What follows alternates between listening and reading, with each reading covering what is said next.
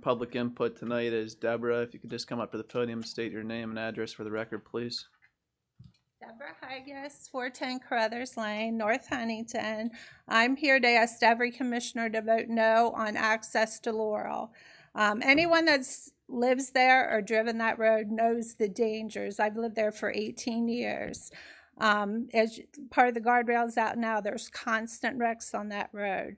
I'm truthfully surprised that the people that are building the senior center are not more concerned about the seniors that are going to be moving into that senior center. Anyone that's driven on that road, you know, Laurel is a hill both ways. The access is at the bottom of the hill both ways. So as these cars are coming out, they're going to have cars coming down a blind hill both ways. I'm asking you, we have 50 people at the Planning and Zoning Commission. Were they all out tonight? I think they were disgusted with how the vote went. I was also at Irwin. Irwin voted 2 yes with 19 contingencies that they had to fix 19 items. 1, no way, because of the danger of Laurel. He grew up here, Joe. He knew how dangerous it was. I'm just shocked that they want to put it there. At the Irwin meeting, and I'm sorry I don't know his name, he said that they already have emergency road access through the villages of Easton. The villages of Easton have a 23-ton weight limit. Laurel, 6-ton. Carruthers, 8-ton. I did research. Most heavy concrete trucks, 33 tons. Most heavy gravel trucks, 32-ton. So you're going to have up to 3 years construction. Now this is on Laurel too. This is in North Huntington. Irwin's going to have the access to do phase 1. All the pressure is going to be on us, every one of us on Laurel. It's going to be on you, the commissioners. I know the road will be bonded, but you're going to have to take care of everything that's going to happen for 3 years and the future. The seniors that are moving in there, that is a dangerous, dangerous road. They already have emergency access. That main road going through, if any of you ever go up, there's a light there. You can right or left. The bottom of Carruthers, no light. You can only have a right-hand turn. That is dangerous to get out of that road. No light. I mean, you really need to take into consideration.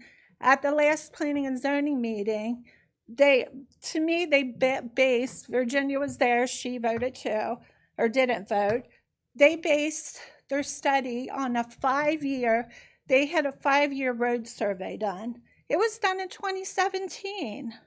That is not relevant to today. We have at the bottom of Barnes Lake, a stop sign or a stoplight, which we didn't before. We have like 4 new building developments. It is not relevant. I mean, I truthfully, there was a lot of people that got up and spoke. I think it went right over the head of the planning and zoning. They had their mind made up before anyone spoke. The danger is real. Do your due diligence, every single one of you. Go sit there. Sit in my neighbor's driveway. She lives right on the edge. I live 2 houses up. I've lived there 18 years. It's dangerous. So I asked you, don't just blindly vote on this. You're going to have to live with this the same as everyone. I'm an advocate for my whole community. Not only my community where I live, but those seniors that are moving in. The danger is real to every one of them. Don't let them blindly pass this. You really need this. We need it respectfully for everyone to have a safe road. Excuse me. So I'm asking each one of you, go sit there, sit in her driveway. She'll be happy for you to. Those cars fly down the hill both ways. Those seniors coming out, they're going to get hit. It's just going to happen. He already has emergency road access. Make him get that as a main road access, not only for safety, but for those construction vehicles that could be over 3 years moving on these roads. It's dangerous. So thank you, and please check it out. Don't blindly vote. Thank you. Thanks, sir. Next resident's Rebecca. If you could just state your name and address for the record, please. I'm Rebecca Rudy. I live at 10018 Deerfield Drive. 10 years ago, we were in a similar situation when they wanted to develop this piece of property. And what I said then, I'm going to say now. It's up to the commissioners to protect the integrity of our neighborhood. It's one of the older neighborhoods in North Huntington. We have residents that have lived their entire lives there. You know, we've lived there over 30 years, but what's happening is as they move property and land below our houses are in danger. Our quality of life's in danger with the amount of traffic, the just unplanning. They want to push it through on the Irwin side and force North Huntington to then respond. And I don't think it's fair. The North Huntington side, we don't want this development changing the topography of that hill because we're going to lose property through erosion. And it's already happening. I just think it's dangerous from the property standpoint. I think it's dangerous from a traffic standpoint. I guess I'm asking the Board of Commissioners to vote no. Thank you. All right, our next resident, Sherry.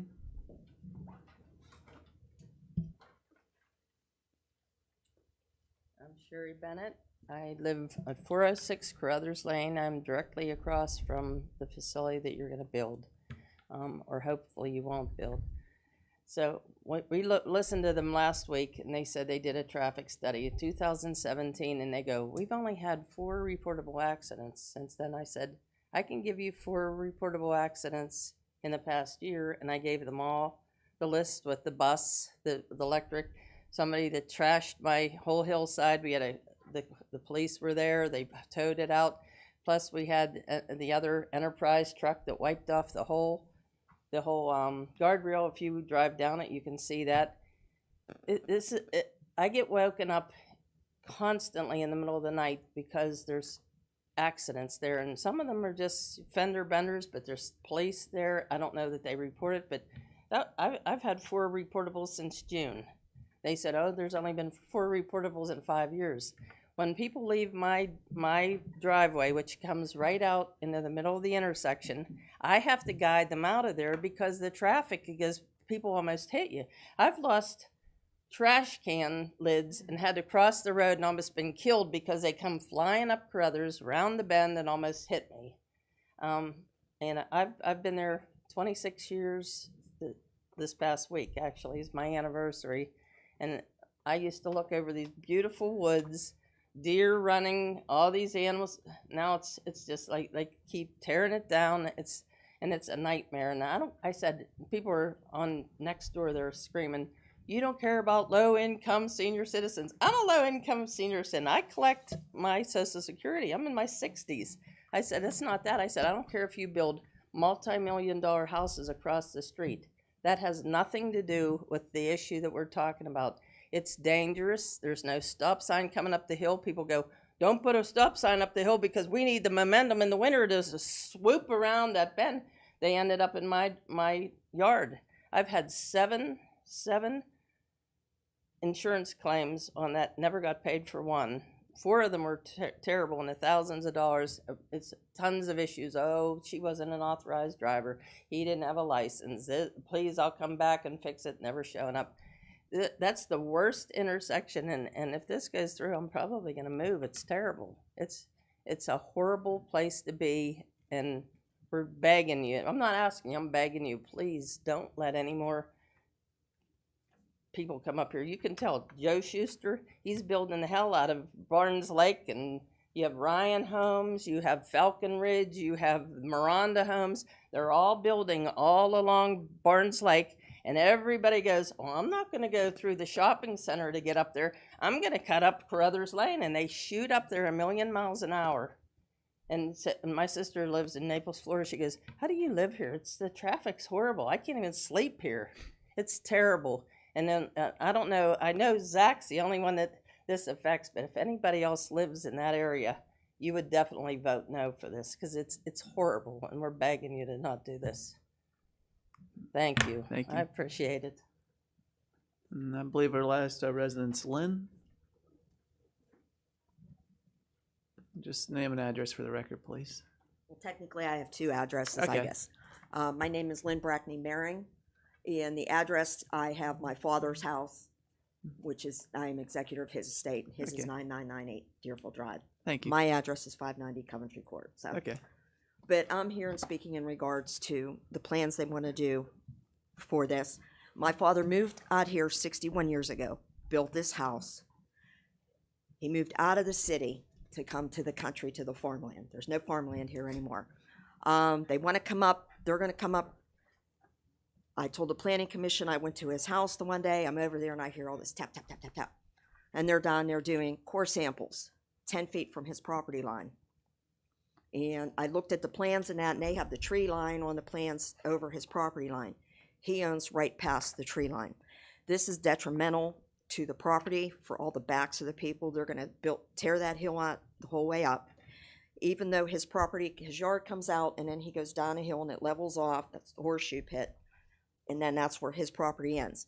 And it's always wet. There's always water. So they cut more back on the hillside. That's going to slide. And the people are going to lose the backside of their property lines. And it is a very dangerous intersection. I stopped the one day to take a picture of the sign that was there that was posted for a meeting. And it was a Saturday. And it took me a while to get out because the cars are flying down the hill this way. They're flying down the other hill in Laurel. It's a dangerous intersection. You're going to have senior citizens coming out of their buses. And I feel they're putting this in Irwin. And later they want to do the low-income patio homes. But Irwin they're getting free and clear. They're not letting them access it through them at all. It's all on North Huntington and North Huntington taxpayers. And that's not fair to the North Huntington people. And all those construction trucks are going to be going up Laurel through Country Hills and everywhere else. And that's not fair to the residents. It's not a good idea. If it was a good idea, Bob Schuster would have bought it and developed on it. Thank you. Is any other residents want to like to speak tonight that didn't have a chance to sign the book? Not seeing any responses since input. I believe all the citizens spoke about what's on the agenda tonight. If the board will like, we could just address it during the time it comes up on the agenda. All right, work session discussion topics. Question. Yeah. I'm sorry. One question for Mrs. Higas. You said you attended Irwin's meeting, and this is kind of a yes or no thing. You said they had 19 conditions they were going to Yeah. put on it. Do you think those 19 conditions would address the issues you're talking about? I don't know. The other two people on the planning and zoning, there were three people there the whole meeting. One guy was there for just a short time and left. Only three people voted. Joe, I forget his last name. He's the one that mainly spoke. He's the one that seemed like he really went through every piece of, paper and everything they had. And he was like deadly against it because of the access. And he said, I grew up here 10 years ago. It was voted down because of the danger. Why do they think it's all of a sudden with 30% more traffic now not dangerous? And so anyone that's ever really been on that road, when we first moved here, I didn't live over there, so I didn't know. Living there 18 years, that is a dangerous road. And they want to put seniors coming out. It's just, but he said, no way, I'll never vote for this because of the danger of the traffic. They already have emergency road access, remember. Make them use that as a real road access. They're going to have to work something out. It's just too dangerous. The 19 conditions were not read out loud to everyone. I'm sure you could get I them. have them right now. Yeah, Sherry Martino and the mayor of Irwin were both at our planning and zoning meeting last week, along with 50 other residents from our township. I think after that meeting, they were also disgusted with how that turned out, that none of them really showed up. They all want to call and talk to everybody, but they were just so disgusted. I told them, you guys are the real vote right here. They were just passing it up. And it was true. I felt like everyone that spoke went right over their head, like they did not listen to one word anyone said. So hopefully you all do.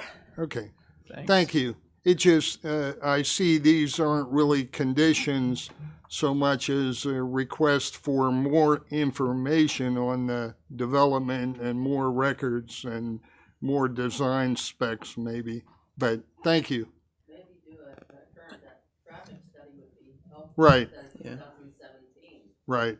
Schuster's been building for the past 5 years like a crazy man. There should be Thanks. more Thank you. coming up there. All right, Zach, Manager Turley.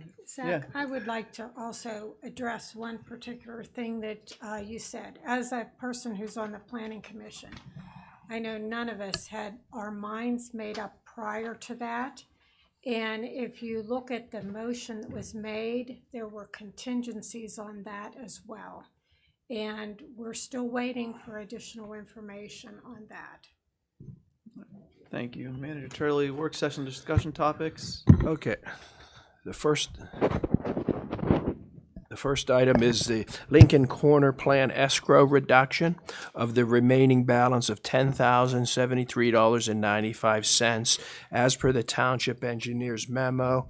This essentially, the work has been satisfactorily completed, and this is basically returning their escrow funds to them. And so it's up for discussion, and we'll put it on for a vote next week. Any board questions? I just have one question. Was any consideration given to that escrow to take any amount of that for the condition of the road on Thompson Lane? No, I don't believe so. I will have Bob look at Thompson Lane, but that's not what the escrow was for the site.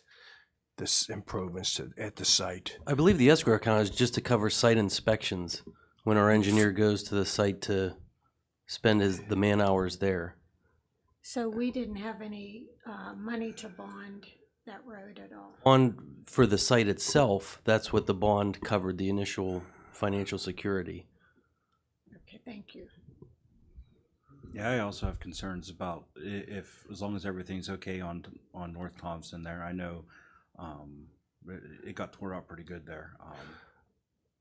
We can check back at the rating, but I believe North Thompson was in a C or lower rated condition when that construction happened. I don't think it was, we weren't as worried because it wasn't, we were going to be in there paving it. So I think that it wasn't as big a concern as it could have been. But I will, it's been a while, so we'll double check that and get the rating and when the construction was done. Okay.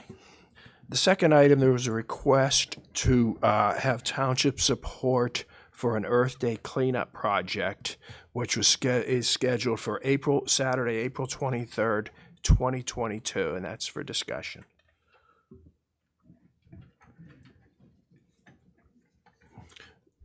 Okay. I'd like, Go ahead. I'm sorry. Okay. What safety issues are we going to have in place? This is going to be on Route 30 corridor? Lindsay, by the way, this is a great idea. Yeah, okay, so I've been working with Westmoreland Cleanways, so they'll be providing us vests, all the equipment, basically, signs. And I have spoken to the police department to have some additional backup on the roads. And Chief, are we going to have that backup? also, Okay. Mr. Alexander will be having liability waivers to sign off on as well.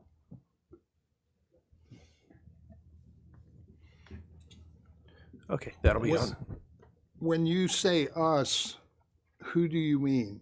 The workers, whoever shows up? Whoever wants to show up, so, Okay. yeah. it's- Is this a township project, or who is sponsoring this? So nobody's really sponsoring it. Well, have somebody's planned gonna it. have the liability, so somebody has to sponsor it, I would think. Why, I don't know if sponsoring would be the word, but I mean, I talked to our solicitor about it. I don't know Bruce? if sponsoring would be the right term, You're, but you're doing this through the township, I would think. yeah. So, I mean, there's gonna be general liability through the township because, So this is And then a whoever township wants to project. help. yeah, I think it's a township project. Okay.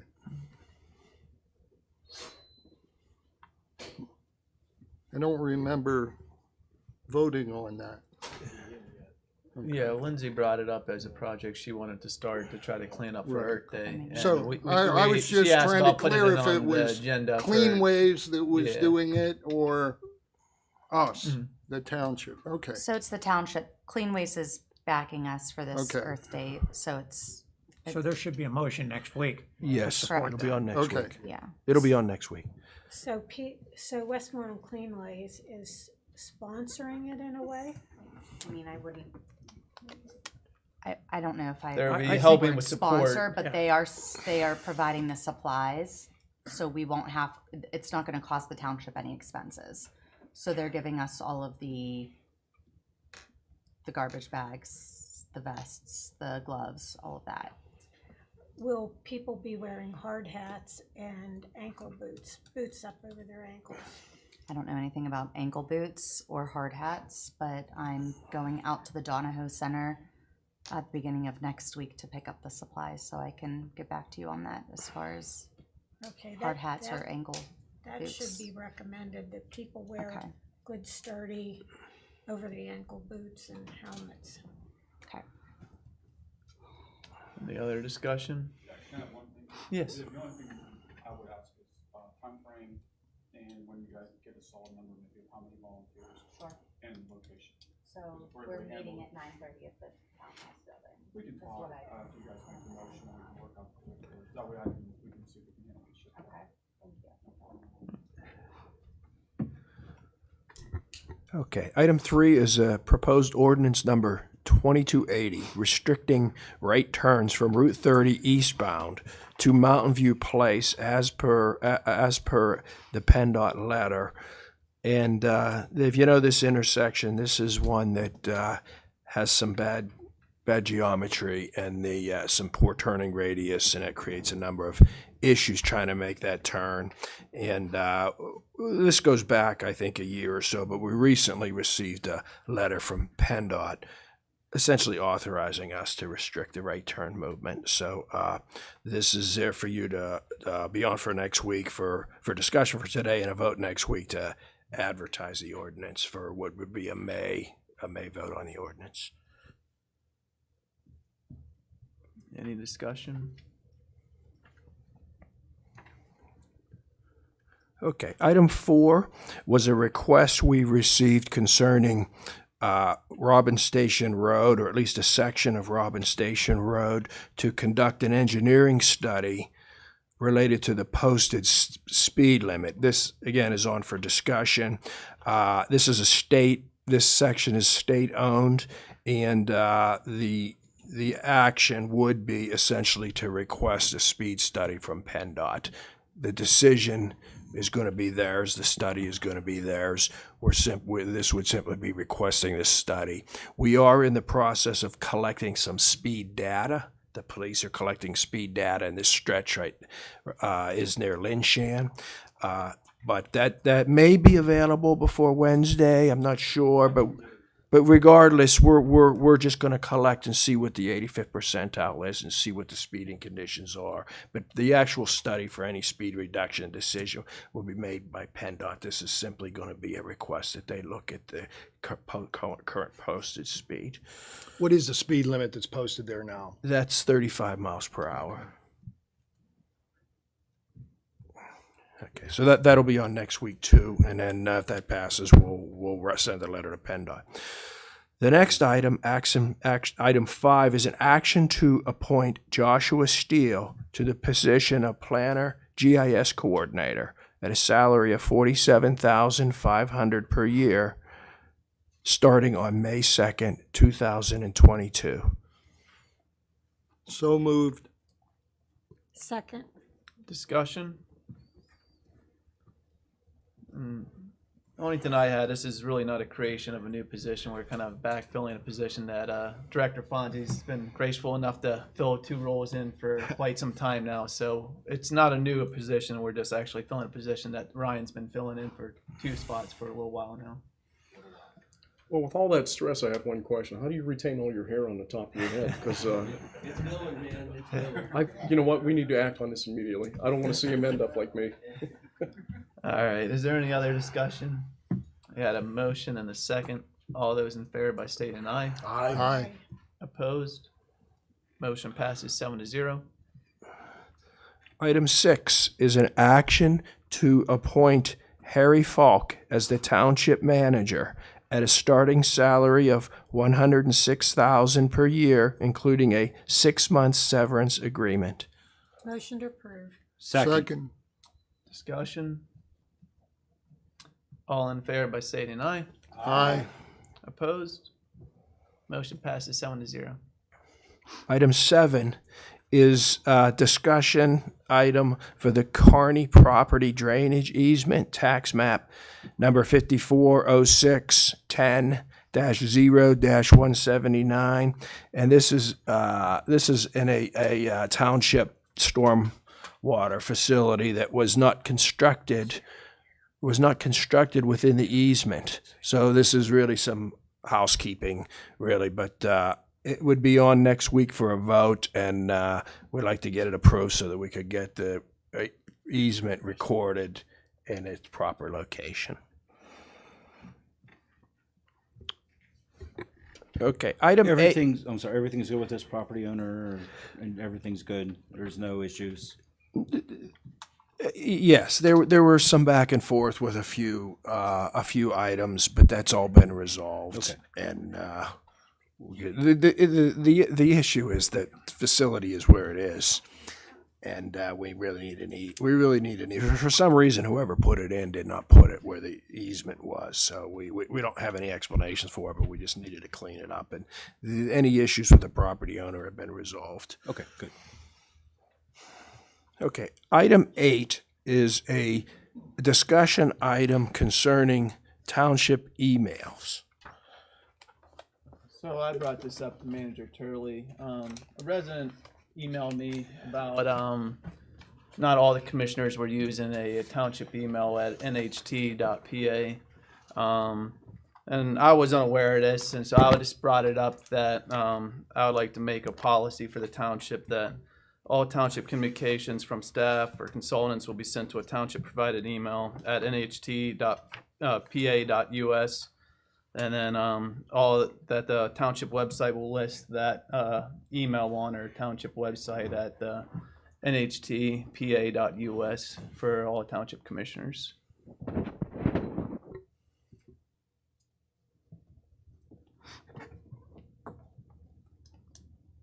So exactly what this policy, do we have something in writing?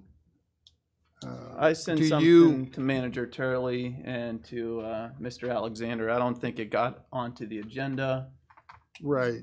but So that's, I'm not clear on what exactly you're saying. For more So- discussion, go ahead. yeah, the policy would read in something to the effect that all township communication from staff or consultants will be delivered and sent to a township-provided email at nhtpa.us. And then on township webpage, all township commissioners' emails will be listed with the email provided by the township, nhtpa.us.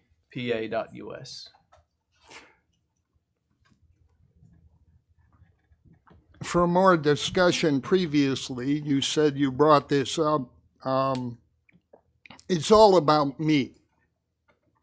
Well, I wasn't gonna name you out. Oh, to being the that's okay. commissioner, I but- will, okay. because you did in executive session. Well, the But we reason all that I know that did- it's public information, so. The reason it I does- did is because I was unaware that you were using a personal email, a resident email of both yourself and myself, that they were Right. concerned with you using a private email, not like the other commissioners Right. using a And Northampton I- sponsored email. And I responded to him and have not heard anything since. But I've had discussions about that with various people. And first of all, Bruce, is this I don't know about legal, but let's say, would it be enforceable? How would you enforce this if I choose not to do that? I don't believe we can regulate each other that way. And I think you're correct in your analysis. However, I just want to say to you that if you have a township email and there's a right to know request made, and you're using the township email for township business, you then don't necessarily have to divulge your personal email. So there's an advantage of having the township email. Other communities that I have, they do use their township or borough emails, and that gets you to first base on a request, a right to know request, saying, wait a minute, that's anything that I have on my personal email is not township business, and therefore I'm not going to disclose that. That's the advantage of having a township email, and you can say, here, look, here's all my emails. But to your question, yes, it would be very difficult to enforce. I don't know how you I think the enforce it. enforcement comes on directing the staff. It's the communication. I'm not telling you, Commissioner Gray, you cannot use a different private email for conducting any type of business you would like to do. But the emails that come from staff or the consultants of the township will be sent to that specific email that the township provides you. And it will also be the one listed on our website. If you would like to use a different email or even forward those emails to your personal email, you may do so. But this will be the one that would be provided by the township and the information that would be sent to you. And that what we can do by directing staff to do so. Okay. Well, I believe, Jonathan, did you take action recently to forward township email to me? Because I got 2 copies of Chief Rizzo's comments about the fundraiser. I got one to my personal email and one to the township would like me to use. So essentially, nothing is currently being redirected to your private email. What is happening is we added that email to a distribution group. So when somebody creates an email that says Board of Commissioners, it includes your personal email when it comes from within our organization. Or if anybody would. So ideally, email it's Board of just sent to both Commissioners. emails. Right. What I can set it up the way that Zach's talking about, where it could be forwarded to your account, and which one you reply from would be up to you. Thank you, Jonathan. Thank you. Bruce, it's not that my personal email would be subject to right to know. It would be only if it pertained to township business, correct? Right, and if, And I'll precede you here. In a lawsuit, it may come down to a judge deciding all the emails and saying, yeah, this is township business, this one That's right. isn't, stuff like that. But it's not one of our people, right? One of our people deciding? Right, Correct. right. So, Mike, how does the process work right now for a right to know, if that's the goal of this? I'm trying to figure out what problem we're solving by this policy. Well, I think the issue is if they have to come to your computer and go through it and go through your personal emails. If we have Okay, to, that's an issue to who?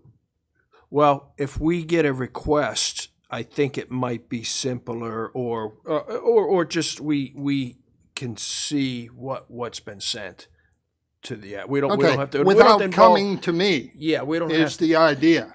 Well, I think we wouldn't have to. We may. It would depend. I think we could say we would like you to review your emails, but we may have them all. We may have whatever we say. I agree. It depends on the issue and what the request is. I Some agree. of these are not right to know. They have to go through a legal review. The solicitor gets involved. There's all sort of different dynamics to this. So it's you. It was. This goes back a few years. There was a recommendation with the former manager that we sort of standardize the emails. It would be simpler, but the internal workings of it all would depend on the specific request and a number of other issues, if that makes sense.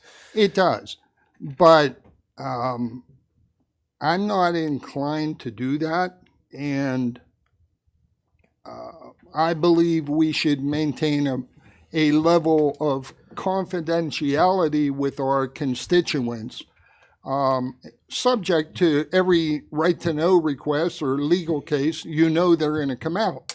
However, I don't like the idea of, with all due respect to staff, I don't like the idea of the government having access to my communications with constituents, because a lot of times when a resident contacts you, it's not favorable to staff. And if somebody wanted to cause a problem and had access to those on some occasion, I think it would be a problem. So rather than have that policy requiring everybody to have a township email, I would suggest that we consider doing what Cranberry does, and that is list no email addresses for any commissioner or any staff, because, not because, but what they do is they have links on their site that say email the supervisor or the manager or whoever. And what it does is it all takes you to a web form, which you complete online, whether it's a complaint, anything to the manager, the supervisors, anything. There are no email addresses listed there. And then administration routes that issue to the appropriate person. I would rather see us go that way. So I would not support a policy. And also, in 2019, and I think, I didn't check on 20, but, your manager's address was nhtpa.us, and yet commissioners were at servers comcast.net, hotmail.com, verizon.net, msn.com. So I don't see a problem with mine being AOL. Yes, AOL is kind of retro, which it's also part of my brand that I've been using for 25 years. So I don't see, I think we're trying to solve a problem that isn't there. I have a comment to make. In your, not to argue with you, but you you said you would rather keep that email so the big brother or the government, however you put it, wasn't looking at everything. But I think, and Jonathan can clear it up, when those emails come in, they're on a server here. Probably 99.9% of the employees and staff here cannot access that. Yeah, that's correct. So they're currently, it's in a cloud server, it's not a local server. But yeah, those emails are there. And to be quite honest, to address Rich's question, we could set up a password policy where no staff, myself included, would have access to your password. We could generate a reset password, but that would prevent most of the snooping that you'd be worried about. And in that same vein, if it's all on a server where no one here can access it, to do what you said, to have a link where it would come to the township manager, that does just the opposite, because that opens every email you get up for somebody's eyes to see, to forward it to you. That does exactly what you're saying you don't want. It's gonna, if it goes to the manager or whoever it goes to, then somebody reads every one of them. Then where now they can, I get emails from my constituents on my township email. No one sees it but me and my constituent. Also, to say that if there's a right to know that all your communications right now would still be on that server, I would argue that point, saying if you're emailing from your personal email directly to a constituent, that is not on a server. But it is township business and it is open to right to know. And I'm sure our solicitor can correct me if I'm wrong, but I know this because I know people that went through this. If you get a right to know on your personal phone, you're gonna have to take that phone and plug it in to a machine and have it dumped. And then a judge or somebody who gets appointed goes through it. That's gonna cost money. That's gonna cost the township money. They're gonna have to hire somebody to forensically go through your phone and to download your emails out of your phone. I don't think anyone can do that. I know people that were put through that process, that had to take their phones in. And as I said, I think the solicitor can probably back me up on that. And that costs money. Yeah, we're doing that right now in Gateway. Yeah. Everybody's personal phone was turned in.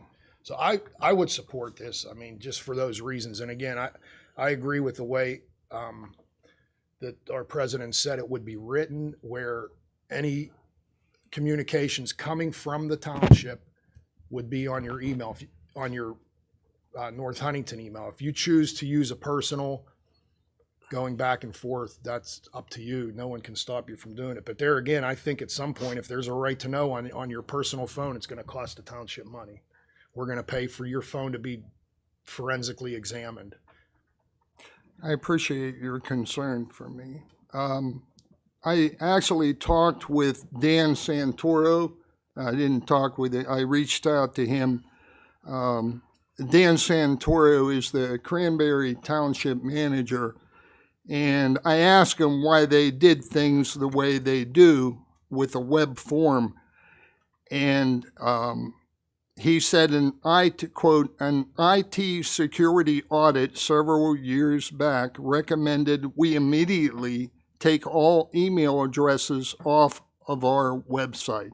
Apparently, providing email addresses is one of the most frequent ways companies get hacked or spammed. Did we not get an email recently about one of the police officers being hacked? It wasn't a hack, but yeah. I think that's what the mail said. No, there was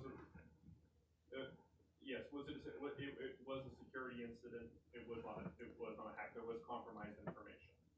Okay. Yes. So I still oppose this. I would be very in favor of removing all addresses. And if you want to circulate your private one, that's fine. If you want to have a phone number, that's fine to call you. I think you maybe gave me a good idea and actually could add to my proposed policy is actually doing what you said. I like the idea, but I still like it going to a North Huntington Township email and not your personal email. At that, you would click a link if you want to have a directory of all staff and commissioners and anyone that would like to contact anyone on the board, have it go to that North Huntington email. I think that's a great idea, but I would still like that to be a North Huntington email. I know what you're saying, that I'm not sure what you're saying. I'm in complete agreement with what you're saying about the security thing. I think we've actually had one or two incidences where someone's tried to use a similar type email, but it might not be at nht.pa.us. It was something similar where it might just be like nht.com or something, where emails that went out. So we will not list the email for the commissioners and staff. They will click a link if you want to email a commissioner or staff, and then that email will get populated to the nhtpa.us, and that will be the email that it's been sent to, which, like I said before, when staff sends out emails, that will be what it's sent to. But we could take the actual email addresses off the township webpage, if we can do that, Jonathan, with a webpage, and have it go to a populated email that it could be designed for. Yeah. So my recommendation would be to have a contact form for each commissioner, and then it would only go to their address. That would address Commissioner Zona's concerns there. Exactly. And I could set that up, and it could all be hyperlinked on our website for the contact information. All right. So, I mean, if you're following me, Rich, I'm in agreement with what you're saying, how Cranberry Township does it. We will not list the commissioners and staff's emails. They'll go, say you want to contact Commissioner Gray. You'll click on the link, and it'll populate up an email form that they can send you an email. And then, but that email will be sent to a nhtpa.us email from there. And then if any residents would like to send you emails, and when emails come from staff and, you know, any consultant that would be sponsored by the township, it would go to the nhtpa.us email. And if you would like to forward that to your personal email from there, you may do so. But all those emails will be on our cloud server, where if we would have a right to know request or anything of that nature, it will be more readily available for someone to do that research, where they wouldn't have to maybe get your personal computer or phone. They could get that on the cloud server. Okay. Can I just add on that? Or no, you guys are saying that there'll just be a link that they click on. It won't come to a staff member here to disseminate. Correct. It will be basically sent to you. Got it. Where they click, I want to contact Commissioner Zona, and it will come up with like an email form where I believe Jonathan can maybe work with the website to create that. And then that email will go to your nhtpa.us email. And there won't be an email specifically listed for staff or for commissioners on the webpage. Like Rich said, that Cranberry Township does it. When you click on that link for that person's name, it gets populated to that email. Okay, yeah, as long as it comes to us. And not that I care about anybody reading my emails. I have nothing to hide there. But I just don't want to dump that on one of our staff that has to get emails every day and decide who to send them to. I don't think that's fair. So as long as it's not that. I have one question. If Rich can take his nhtpa.us and forward it to his AOL, can he just do that and we can send it to the NHTPA and it automatically goes to him? And then he can use that email for whatever he wants? That's why I said I don't have a problem with him using that for his personal emails, but I think the intent was that all township commissioners and staff uses a nhtpa.us email. What he does with the emails from there, I'm really not concerned with. That's so from, on him. From the, I guess would be rgray at nhtpa.us, you could forward that to your AOL straight and just hits your inbox and goes right to your other inbox, and no harm, no foul. I don't see why if that would be a problem. So I don't think it's really stopping you from using it. Right. It's just putting a pass through to make sure that everything is communicated in-house is done consistently.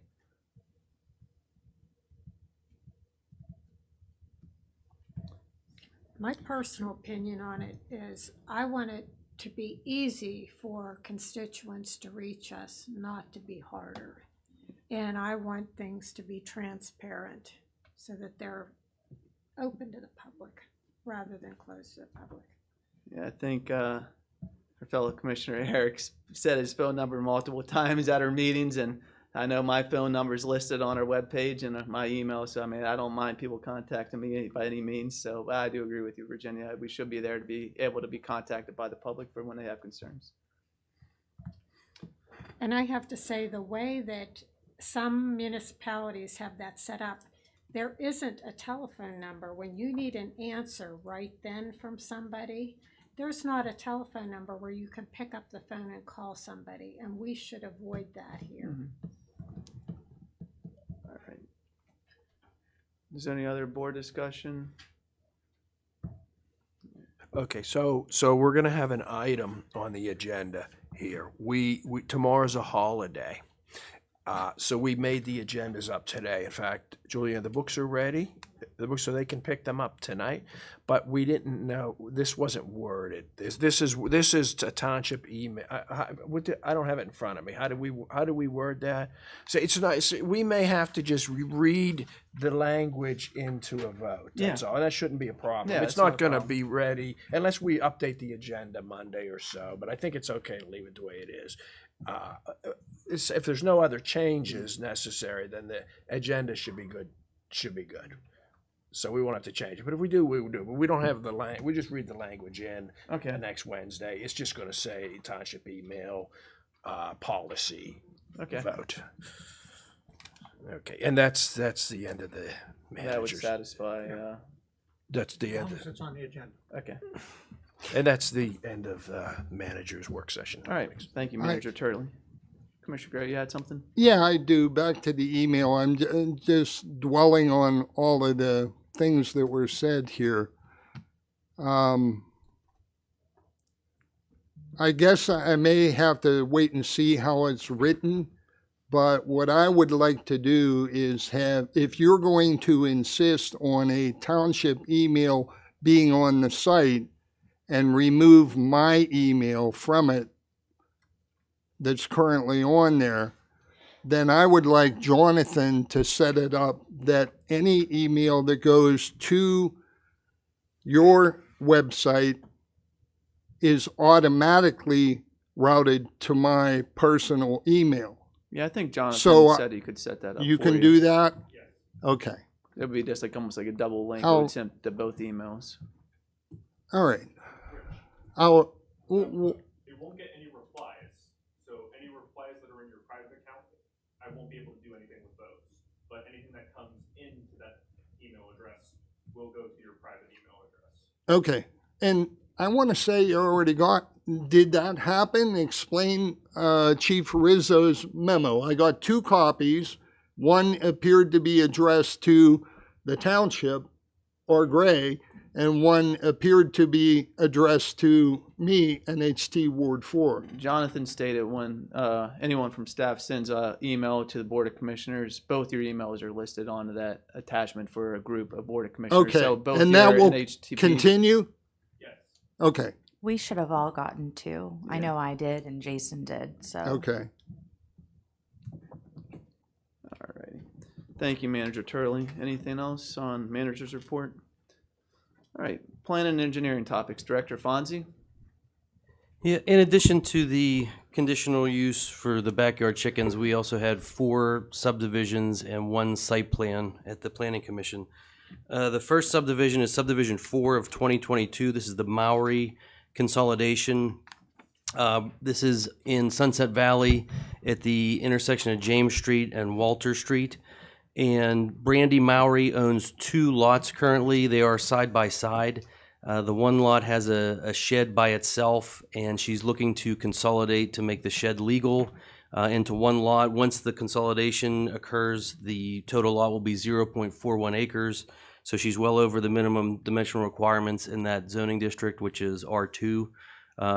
Planning Commission recommended this without any conditions, or recommended for approval with no conditions. Any questions on this one? There's a closer look. So there's just the 2 blue lots are being joined together. I just want to say I went and looked at this because I can see it from my front porch. Walter Avenue comes down and it turns right into James, and if you go straight, there's never going to be a road down there. So it's, if you're worried about any. Well, hold that thought, because a local developer bought up a bunch of existing lots there. So there is talk of connecting possibly Sunset Avenue, the remainder, and shooting up Walter in the right of way. So this could have That'll be interesting. Frontage, yeah. Okay, So I guess just never say never. Never say never, but there is an open right of way, 50-foot right of way, so that could potentially happen. Okay. It doesn't seem likely in my eyes. But There are topographical challenges there. Yes. I'll give you that.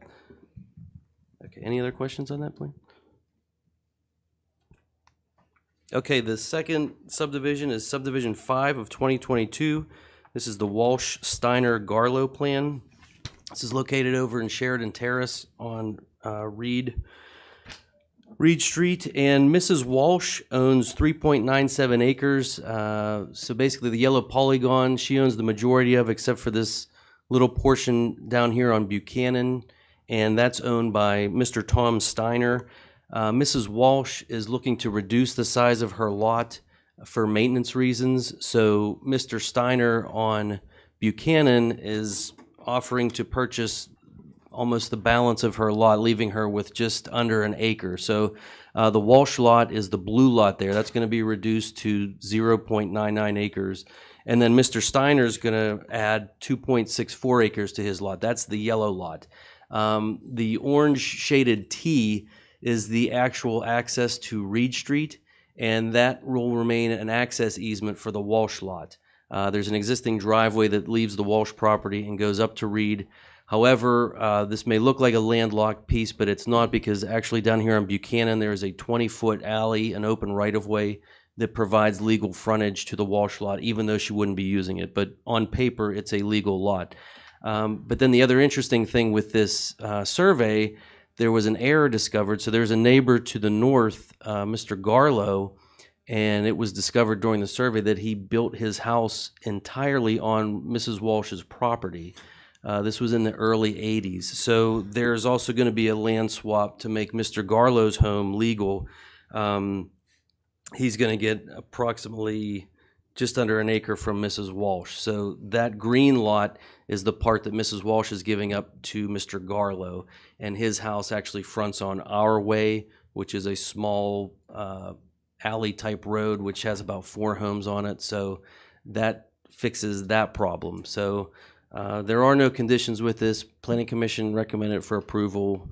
Again, no conditions. It's just not the most aesthetically pleasing subdivision, but it's legal by our ordinances. So, any questions on that one? Okay, the third subdivision is S6 2022, the Rebick subdivision. This is property owned by Judy Rebick at 1021 First Street.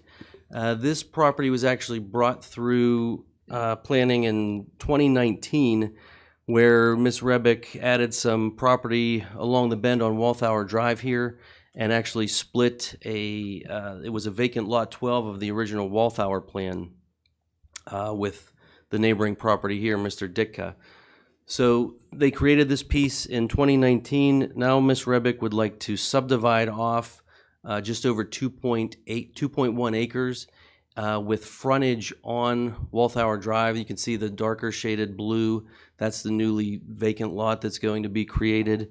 And the Rebick home will remain on just over 4 acres that fronts First Street.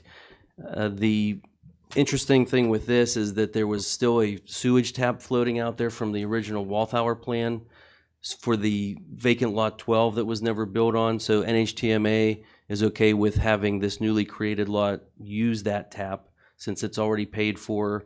I don't see how it would ever be used by anybody else, so we're going to go that route.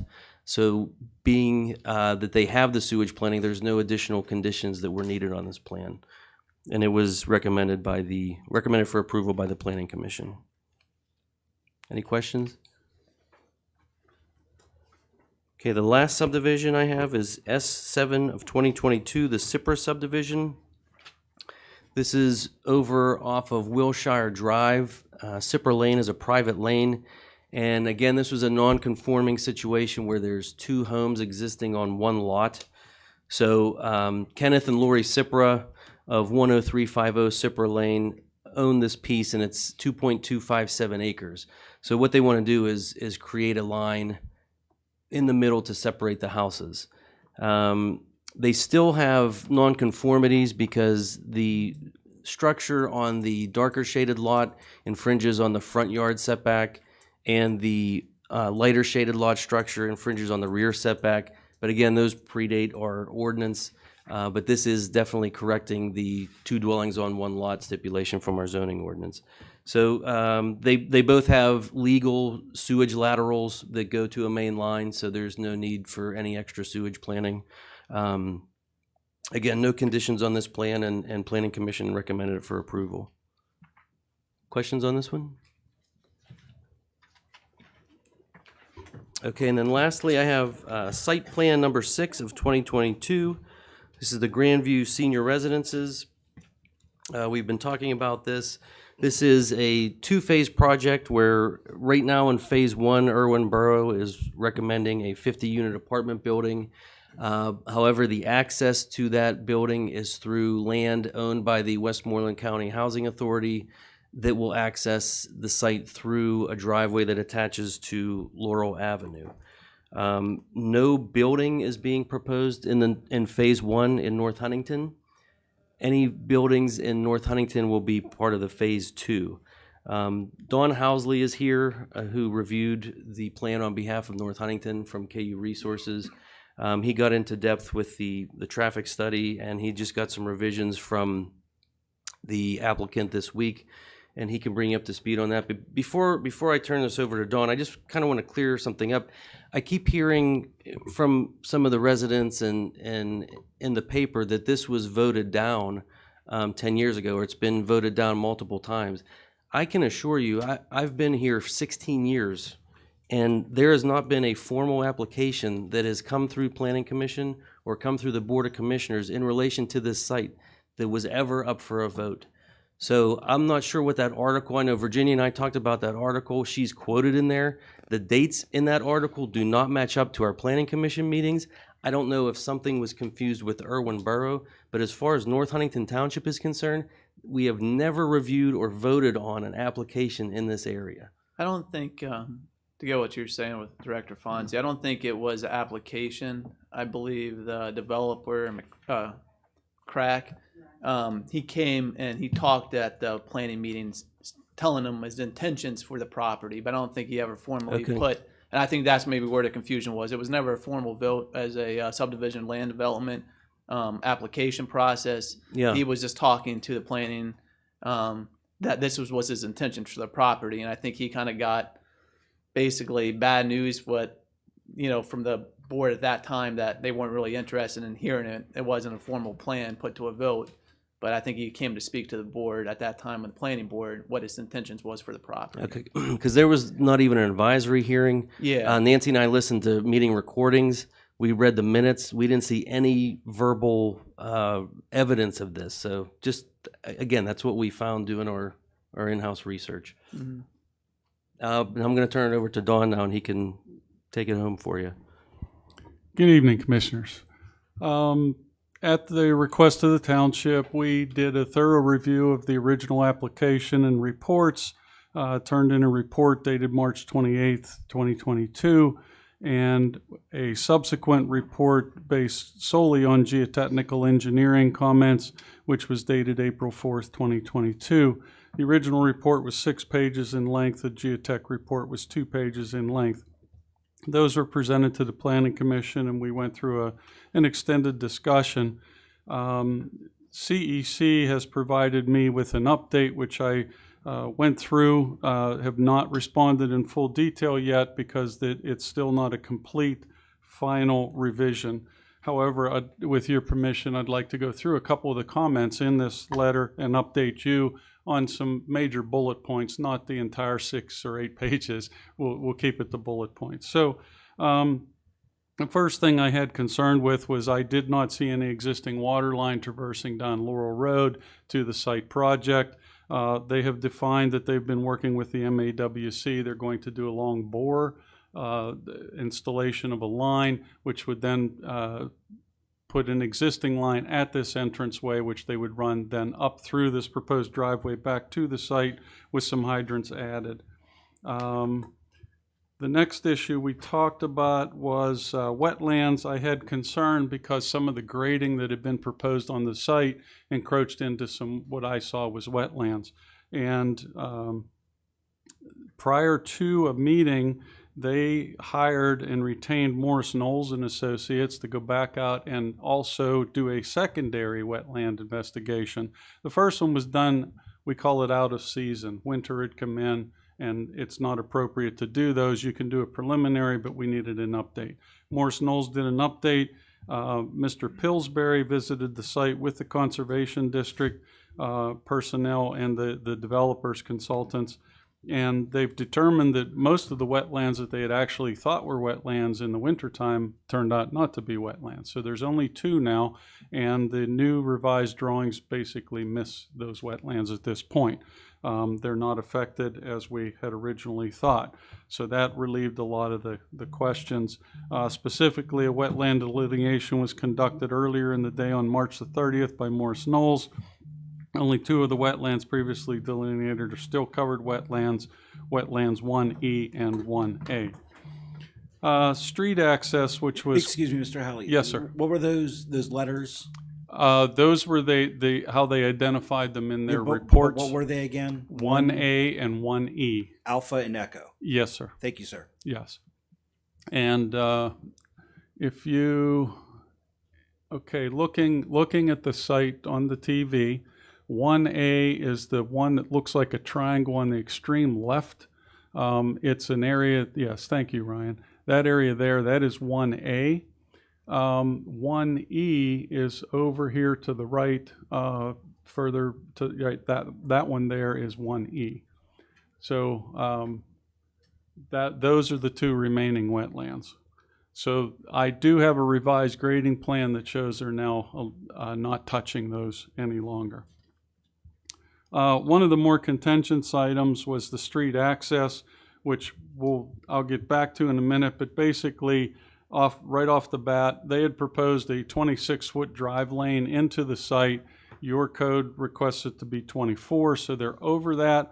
However, they have redone the revised plans are showing a 24-foot because we had asked them if they wanted to go with the 26, they needed a modification. So they've decided to reduce that because they had some other issues which it would help them with revised grading and so forth. So that issue appears to have been resolved. There was quite a bit of discussion on the traffic report. Site distances was a question of mine, and then there was a 4% leveling grade required at their new proposed driveway with Laurel Avenue, and that has been proven to me that they are okay. I will go back to this traffic report, but I want to finish through my comments here.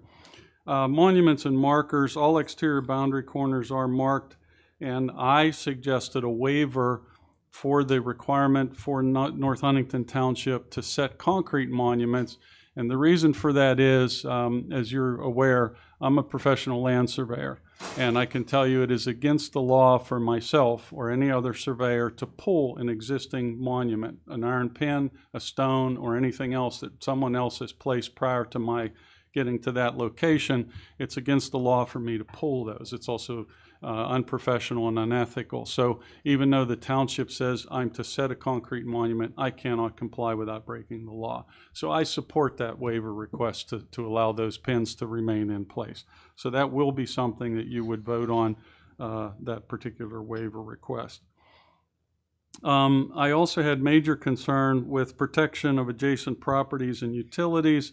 Under your ordinance 84-19.b, sub 5.b states, the horizontal distance from either the top or toe of an excavation or fill slope line shall be 5 feet or 1/2 the vertical height of the fill of the excavation from any adjoining property line or easement, whichever is greater, but such distance not exceed 10 feet.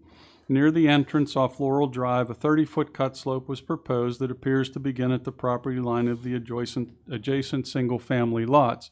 So again, if you look, Laurel Avenue is kind of running in this diagonal fashion, and when you come in the entrance drive and make that right turn, as Ryan's showing you there, there's a large slope cut. That appeared to go up and touch or enter into that single-family residential lot on the property. They very quickly, and I do have it here if you'd like to see it, they have now pulled that back 10 feet away from the adjoining property owners as required here in this current revision. So they were able to do that, and they did that by pulling that road slightly down towards that rectangular stormwater facility It just kind of pulled down towards the west Would there. that move it closer to the wetland area that you mentioned earlier? It did, but it's still, there was sufficient room to miss the wetlands. So they were able to accomplish that. We talked then again about the encroachment into wetlands. Also, the geotechnical report indicates generally that a factor of safety of the cut fill slopes will achieve a value of 1.5. No such calculations had been provided. It is noted in the text of section 3.5 of their report that considers the presented grading as preliminary, and formal design will be forthcoming along with the associated global stability analysis. However, available analyses should be presented at this time to allow assessment of the viability of the project. Their response was that they have evaluated the comment and will be addressing the reference factor of safety of the cut fill slopes as requested. The report will be amended and submitted once completed. We would have jurisdiction over that. If they are not able to achieve that slope stability, you could withhold your grading permit. That would never occur. More than likely, what would happen is that they would, if the slope stability is not satisfied, they would decrease the steepness of the slope. So it's currently proposed at 2-to-1. They could go 2.5-to-1, 3-to-1, 4-to-1, whatever was necessary to make it work. It would probably impact their development negatively, although it would not harm the township, because they would just they might lose some of those residential units they're proposing, something like that. But it's something I think we could live with. So I'm not too overly concerned about that not being completed as of this point. But that can be discussed, of course. As part of the saldo, would that be considered a 25 to 40% steep slope, or is that over 40% steep slope? As a finished slope, that would be over 40%, yes. So, and in our saldo, it recommends that we don't approve plans that are over 40%, if I'm not mistaken. It does, but it also has the caveat that it has to be designed and approved by a geotechnical engineer, and I think that's what they're doing. All right, but that's it. I am correct in saying that it's recommended in our saldo, we don't support a subdivision or land development over 40% grade. Yes. Just putting that on the record, so. Yes. Okay. Our current saldo says we should not support it. Okay. Also, we talked about the footprints of the proposed buildings that would be in North Huntington Township, and we cited the International Building Code, which defines a setback area from the top of a fill slope or the toe of a cut slope, that there's a minimum setback requirement for safety. And we were cautioning them, although I don't have the design yet, we were cautioning them that there should be consideration given to that. That's partially why they've reduced the cartway size too, because it gives them an extra foot on each side of the road with which to work. Okay. Stormwater management, I am not going to bore you to tears, as I tell the Planning Commission all the time, that most stormwater management things are just adjusting grades and so forth. We can generally always make those types of things work. We did caution them that fees and financial guarantees are going to be required especially with any public infrastructure. We also asked the applicant to add a paragraph that I created, I'm going to say at least 10 years ago with the Planning Commission. We had an issue where a developer went, hey, you approved these drawings. It's shown that way. And I said that conflicts with the township. So after that argument, I now have every developer put this onto their plan. And it's on the cover sheet. And what it says is these plans as submitted are intended to comply with all regulations, standards, and ordinances of the Township of North Huntington. Any deviation from these regulations, standards, and ordinances is unintentional, and as such, in the event of a conflict is discovered, it is understood and agreed that the North Huntington Township's regulations, standards, and ordinances will apply. They have added that to the cover sheet of their drawing.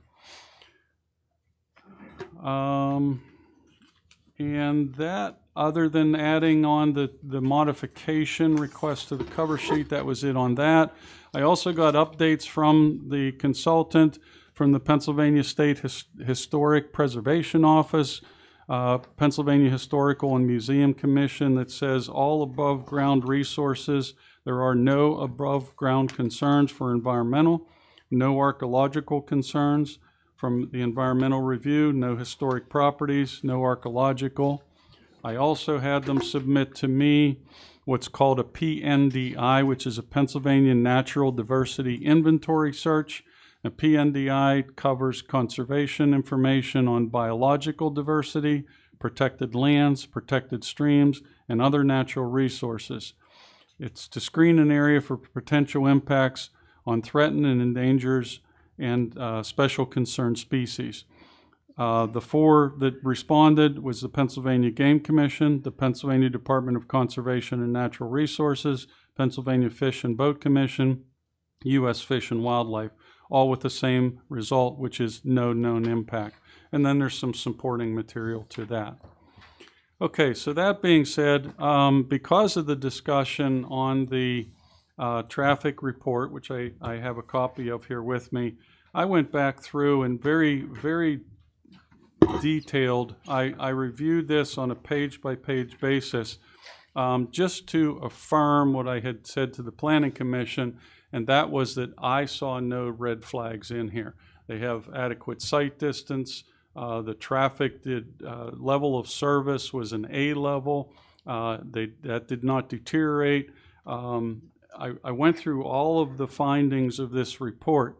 However, there was a question that came up through the residents, and you heard it again tonight, that there were more accidents than what was being reported.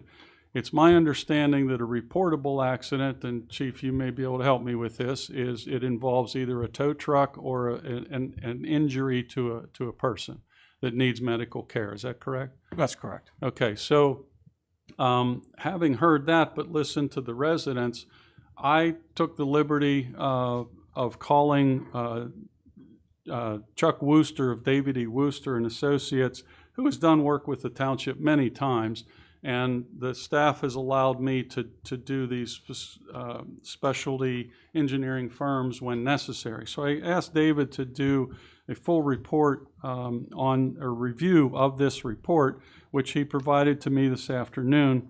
And I want to read three things to you here. It says, one, based on our review of the requirement of the performance of a transportation impact study, the criteria for the performance of a traffic impact study are not satisfied with this development.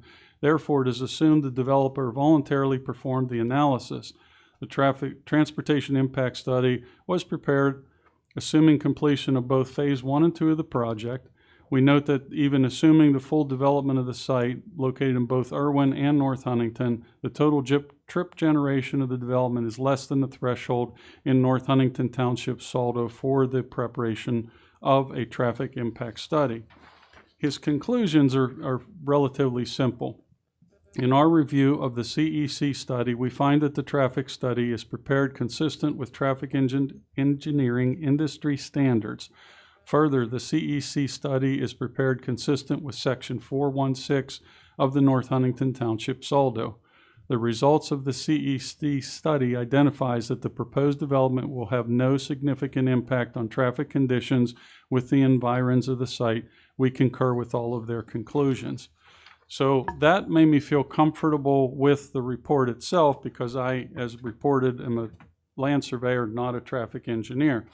He supported my thoughts that I had read this. This isn't the first traffic report I've read.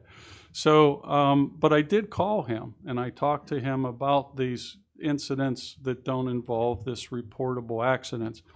He said that those incidents can, when compiled, and can have an impact on a traffic study, but not in the way that I think that the residents would like to see. What it talks about more, or what he talked about more, is that if there's a bunch of, we'll call them fender benders, where people are not injured, those types of incidents, given enough impact, indicates to the township or the borough that repairs are needed to that local road. It's not something that appears in a traffic report per se, but for instance, what's the other road name? Carruthers. I'm sorry, and I drove Carruthers before I came here tonight.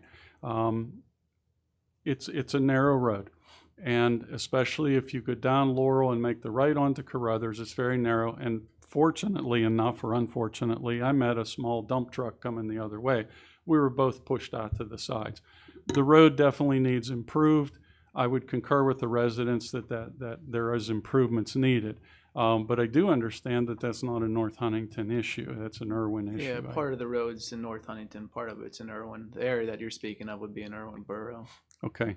So in defense of the residents, that is a concern. The traffic engineer did point that out, but he said it's more of not a traffic engineering type of a situation. He's looking at grades, sight distances, intersections, crash data, all of this that can be provided to him. So all of that given, the only other thing I could say, and I heard the comment tonight about the 2017. So I looked at this, and what I see here, and I found it in here, I actually circled it.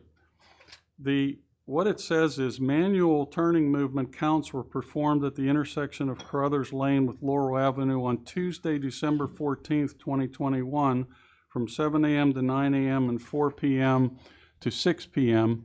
These time periods typically to include weekday morning and weekday p.m. peak hours of adjacent street traffic respectively. And then he talks about the existing 2021 peak hour traffic, talks about the reports analyzed during the 5 most recent years of available crash reports from the police and PennDOT, specifically data from the years 2016 through 2020. So again, listening to what you say, because as you can hear, I made a lot of notes from the Planning Commission meeting and it dwelled into all of those before tonight's meeting. The only place that I can find any reference to 2017, and I'll read it to you, capacity calculations were performed for the existing study intersection of Carruthers Lane with Laurel Avenue using existing 2021 peak hour traffic volumes and conditions, and the methodologies published by the Transportation Resource Board in their Highway Capacity Manual 6th edition 2017. That's the only place I have found that reference. So I'm not sure. They may have something that I'm missing, but I did want to point that out. So I can, if you'd like. I've got a lot of tabs in here. We can talk about existing intersections, increase of traffic flow.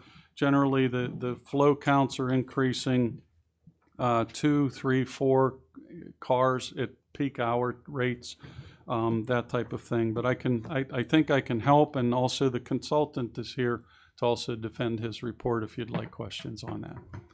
So that's all I have. I would ask the chief if he can respond to the accident situation out there. Maybe you have better data or something for us, please? I do. Manager Turley and I, we were discussing leading up to this meeting, the number of traffic issues that were on the table, and he had asked me to take a look at that intersection. So it's a unique intersection because of where it meets us and Irwin Borough meet. So jurisdiction with crashes sometimes, depending upon where it occurred, which department takes it. So I reached out to the chief of Irwin Borough, and I asked him if he could go back and look in his records and get me some information too while we kind of reviewed ours. So he sent me their reports from the Carruthers Lane, Laurel Avenue side where they would actually handle the crash. And they didn't have very much. Reportable crashes, they had 1 in 2012 and 1 in 2018.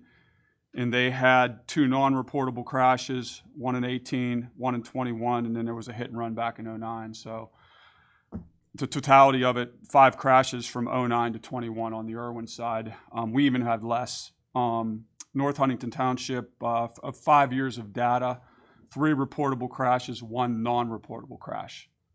So total cumulative between the 2 municipalities, Irwin and North Huntington, over a 5-year period, 4 reportable crashes and 3 non-reportable crashes. If you want to look at a total number during North Huntington Township, between 17 and 21, the Township Police Department responded to almost 1,900 crashes township-wide, 1,850 to be exact, over that time period. In we had a total of 4 at that intersection, and I think 3 of them, of the reportable crashes, I don't think all 3 of them were single vehicle crashes. One was a hydroplane, one was a box truck at 3 o'clock in the morning, and the other one was a retaining wall incident involving towing with a single vehicle. So not seeing a lot, just looking through our records and what Irwin provided me. I don't have the details of their reportables, but just from our side of it, I'm not seeing intersection issues there, as I think it's what they were alluding to. Excuse me. So that's just the intersection itself. I mean, that doesn't look at the totality of Laurel Avenue, maybe at Westchester, or other issues that might relate to that roadway. I mean, you know, as the residents are well aware, and as I'm well aware, and this board's well aware by all the emails and phone calls that you all receive, I like to call them primary, secondary roadways, such as Laurel Avenue. They receive a high volume of cars. Speeding occurs. It happens on every secondary roadway in the township, you name it, Carpenter Lane, Morris Avenue. I will go on and on and on. So there are issues of, you know, of the dangers of the roadway, the speeds and different things like that, that their concerns are well warranted and understood, because everybody knows what those roadways and how people use them, especially the local people that learn how to get around Route 30 by using the secondary mains to get to where they need to get to. Laurel in particular has a lot of benefits to other people in the township, because they can use Laurel to get up the Barnes Lake Road, to get to the back end of Norman Hills Shopping Center, to get to Walmart, you know, all those places like that. So that roadway does seem to get a lot of attention. But as for crash data at the intersections, it's really, there's not a lot of significant crash data there.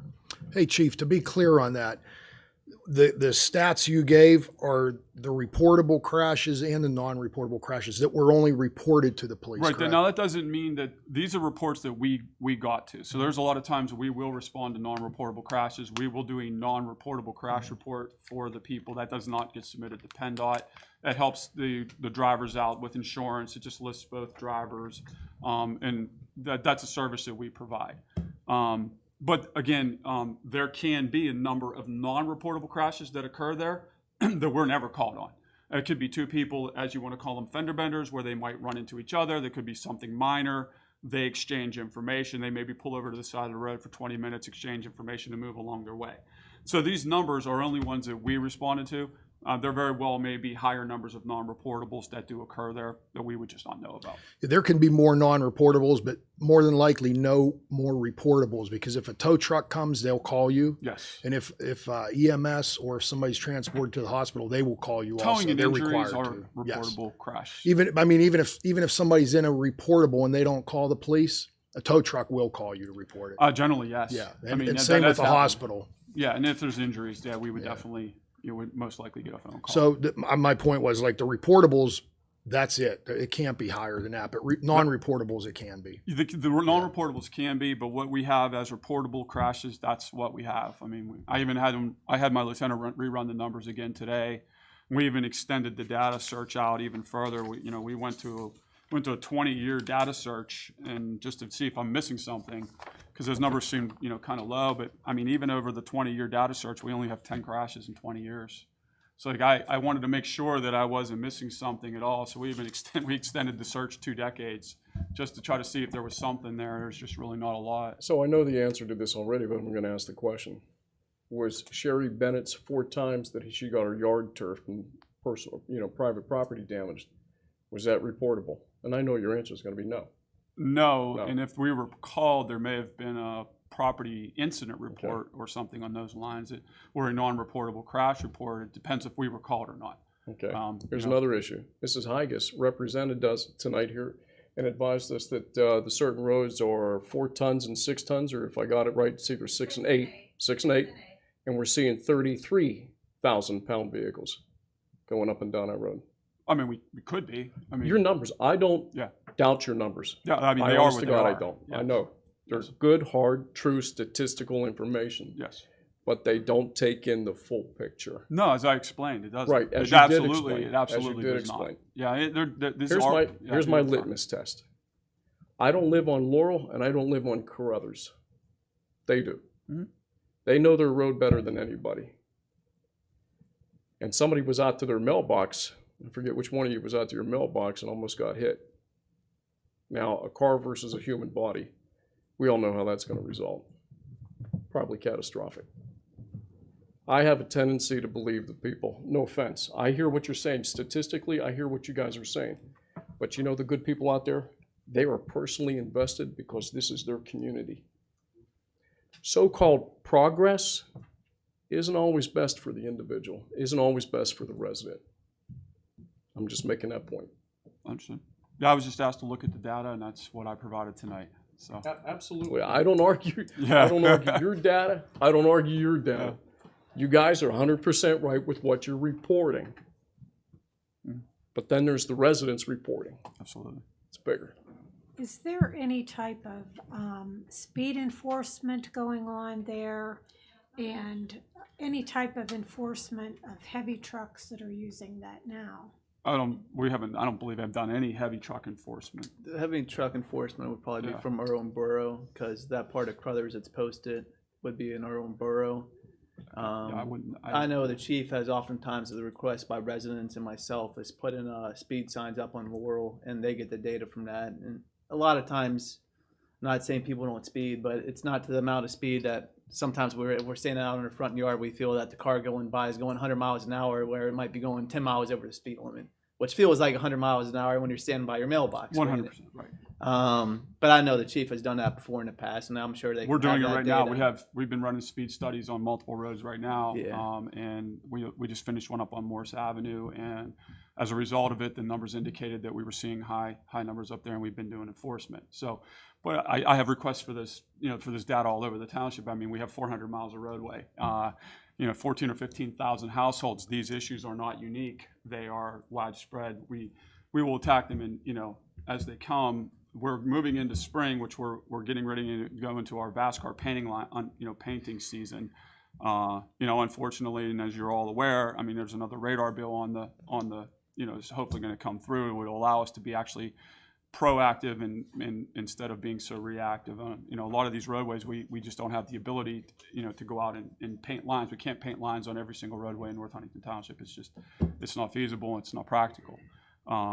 But as to your question, yeah, I mean, we can get our speed sensors up there. We can get some good data. We can get additional VASCAR lines painted up there, and and now we're moving into our enforcement season. Yes, absolutely. We can do that. That's not an issue at all. That's what we're doing on Robbins Station right now. We just concluded on Morris Avenue. We've done it on various secondaries. We like to focus on the main secondary roadways is where we see a lot of these issues. One of the things that I wanted to see was our engineer take a look at that intersection to say whether or not stop signs would be helpful there or improve safety there. And I know we have a concern with that, Mike. I don't believe we could use stop signs for metering or speeding to eliminate that. And then I would appreciate the concern, but actually, I think if we created a stop sign, if this development would have get approved, which I hope it doesn't, it would be almost a bigger safety concern because you're coming down the crest of Laurel there, and you basically be slamming on your brakes. And if someone doesn't realize the stop sign's there, you're going to probably have a number of other fender benders. That was my concern with this location of the entrance they're proposing. That it's actually a concern there, where if you do have someone pulling out that. I'm not saying seniors that are slower drivers, but they're more cautious. They're pulling out a little bit slower. If a car is coming over the crest of Crothers onto Laurel, going at a high rate of speed, they're going to T-bone that car. Yeah, stop signs don't always fix the problem. So here's Bob and I went out. Bob took some measurements just to Bob's our engineer, Bob Robinson. Based on the study that was done, and then we shared that with Wooster too, so there's been several looks at this. So usually, we do lots of these though, and the thing you want to look at is the sight distance. That's usually what would warrant a stop condition. The volume, there's three main warrants: accidents, sight distance, and traffic volumes. So the volumes are really high. the standard for volume, these come from the MUTCD. They're pretty standardized. They're very high. There's a lot of really busy intersections that don't meet full-way stop. The intersecting road is always a stop condition. It's the through movement. They're high volumes. It's 300 per hour for an 8-hour period, and the side street has to have 200. It's really hard on the volume side. As soon as we look at these streets, we guess it's not going to make it on a volume.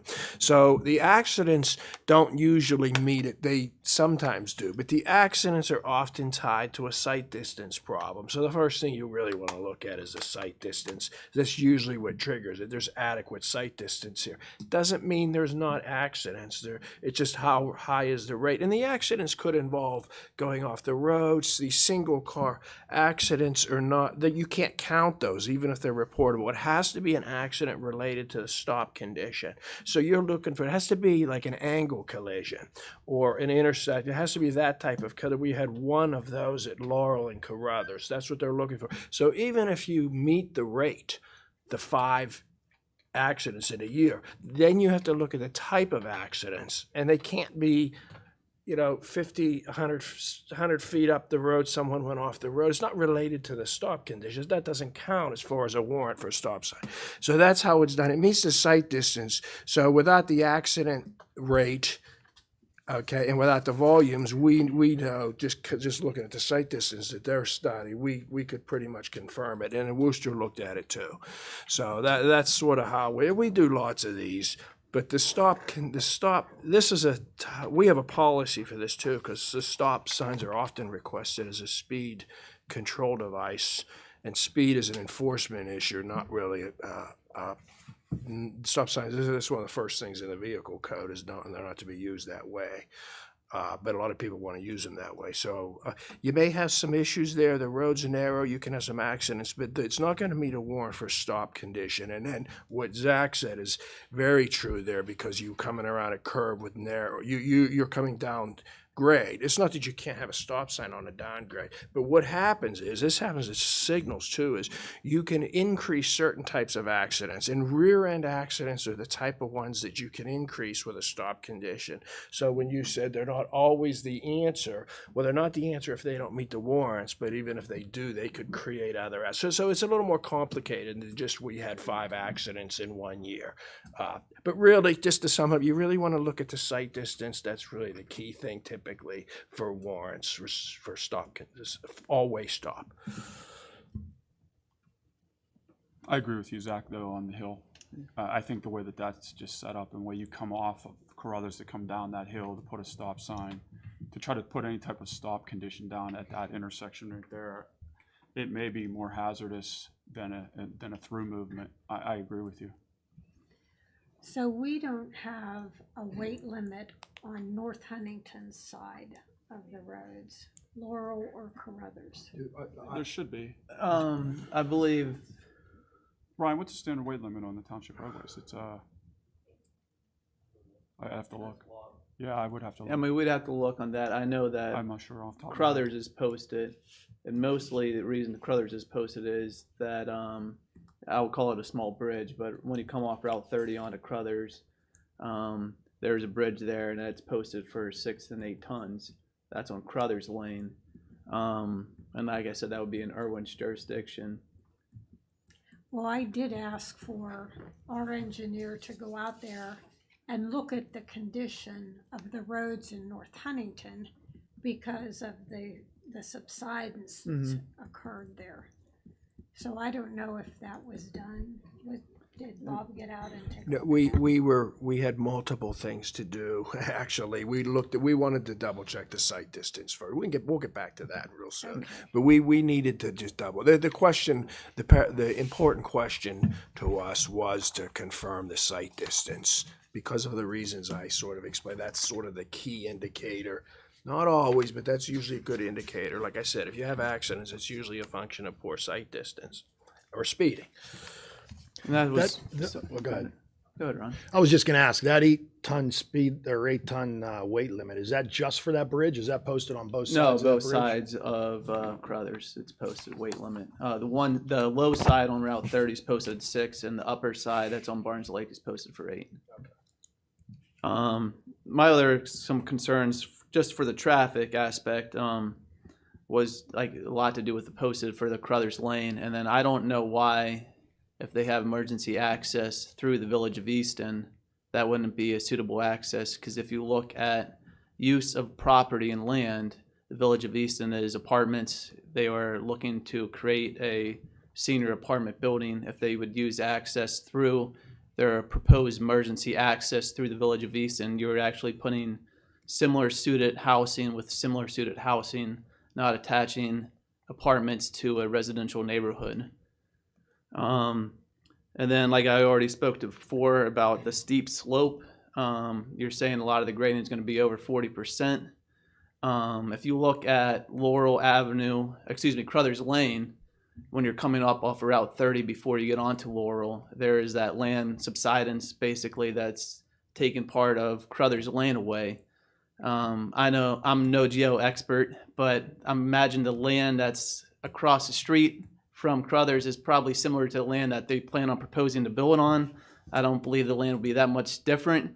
So if we're trying to establish a steep slope of over 40%, I would probably safely say the slope that's on Crothers is 40% or more. If you have land subsidence on a slope already to a basically adjacent property or on that property, that land that they're going to undercut to the poor property owners on Deerfield, their backyards, as many of these property owners have stated, are going to start to let loose. And after these developers develop the property, I think they'll be long gone, and then they'll have to unfortunately take litigation against Westmoreland County Housing Authority because their backyard's halfway gone now. That was my other concern. Also, what was the street grading of the actual property for the road that's proposed? Is it above 12% grading from the road to the upper end of the road? No, sir. No, Right, it what was did the- not exceed, it did not even, I believe, get near that number. It was relatively low grade. 4%, 6, something like that. Just one moment, please, sir. Yep.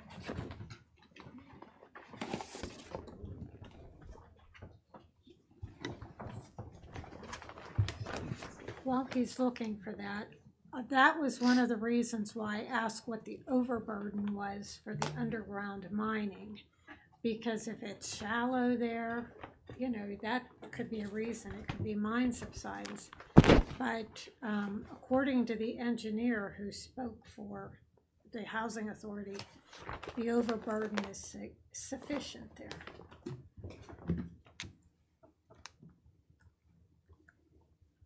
I did check that also, Virginia, and I found that there was plenty sufficient cover over the mines in that area.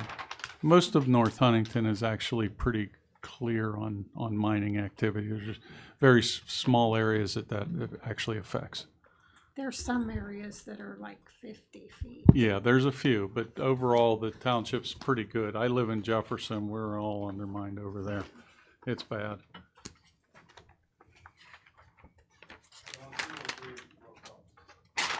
Okay.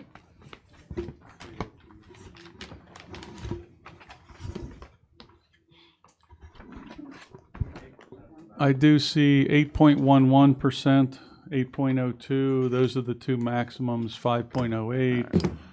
So it does meet the residential street and alley under 12%, but Yes, it's towards the higher end of that 12% or under their usable amount. Yes. Other concern I had at their Irwin meeting, for the planning meeting down in Irwin, they were saying that they were going to plan on having Westmoreland County transit buses come to this location. As many of the residents have spoke to before about traffic, having a Westmoreland County transit bus make a right-hand turn into this property, I would have a concern with trying to make that right-handed turn onto the property and the turning distance. As before I mentioned about the soil study, I would like to see a soil study. I don't believe the Board of Commissioners has been provided with that. And like I said, I mentioned about the soil and the land subsidence on Crothers Lane. I would imagine the road or the property or soil will be similar towards the property they want to undercut. That's going to be in a lot of these property owners' backyard on Deerfield. And then there's been mention in the plans that the intent of Westmoreland County Authority would be to have this stay as a private property, a private lane. But I actually did not see that wording in anywhere. I would have a hard time for the township and Irwin Borough to take over any type of roadway that they have supposedly intent. Like I said, I'm not supporting this plan whatsoever, but if there was support for this, I would definitely want to see language in there that this private road or alley would stay as a private road or alley and not to be dedicated to the township. Mr. Chairman, if it might help you, I did notice that there was a turnaround proposed just before the parking lot. So there, I suppose that is a possibility, but they have reported in writing that it's intended to be private. But that, of course, could change. Intent is one thing. I would like that to actually, if it would get approved, to actually stay that way. It's nice to pass something and say the intent is, and then for when the project's complete, try to get it dedicated to the township so it's no longer the authority's problem to maintain. And then we haven't talked at all about light pollution for the residents on Deerfield. If you look at the property that's being proposed, a 50-unit apartment building, I'm concerned about light pollution spillover onto Deerfield on the back of property adjacent to that, about light pollution.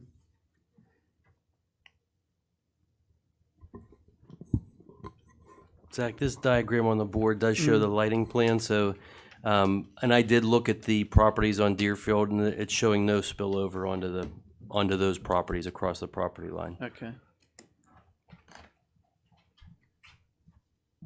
And I believe there was a question asked, and this is really not for our engineers, but at the North Huntington Planning Commission, that if there was any, since this is being built in Irwin Borough and projected to have some patio style homes, that hasn't been proposed yet, but discussed, if there would be any type of first come, first serve for North Huntington or Irwin Borough residents. And I believe at the Planning Commission, the Housing Authority said there would be no such thing, that it would be just open to anyone. So I think if we were to accept any type of approval of a community like this, you would want a North Huntington or Irwin Borough resident to get first dibs at any type of apartments or patio homes that were in the area. And then I know, Jason, you brought up before concerns about having the local area for seniors to meet as a meeting, senior location area. I believe at the planning meeting that County Housing Authority did talk a lot about what they offer for the residents that live there, but nothing for having a meeting space or whatsoever, a facility for other community seniors. Like I said, I'm not in favor of this project whatsoever, but if it would move forward with not my approval and other board approval, I think it's a shame that North Huntington and Irwin Borough residents would not get first dibs, and there would be no such sort of community center provided for the seniors of North Huntington Township that might not live in this community. Those are some of my concerns. Like I said, I spoke extremely against this project. I don't know why the Housing Authority wouldn't use different access and address some of the concerns that the residents would already spoke to. I think probably one of the concerns of the Housing Authority, as far as allowing just about anybody to go into that senior center, would be a security one. But I'm not so sure they can't overcome that by maybe having a membership list and, pre-screening people who are going to go in there. Right. Yeah, if you would like to come up to the podium and state your name and address for the record, please.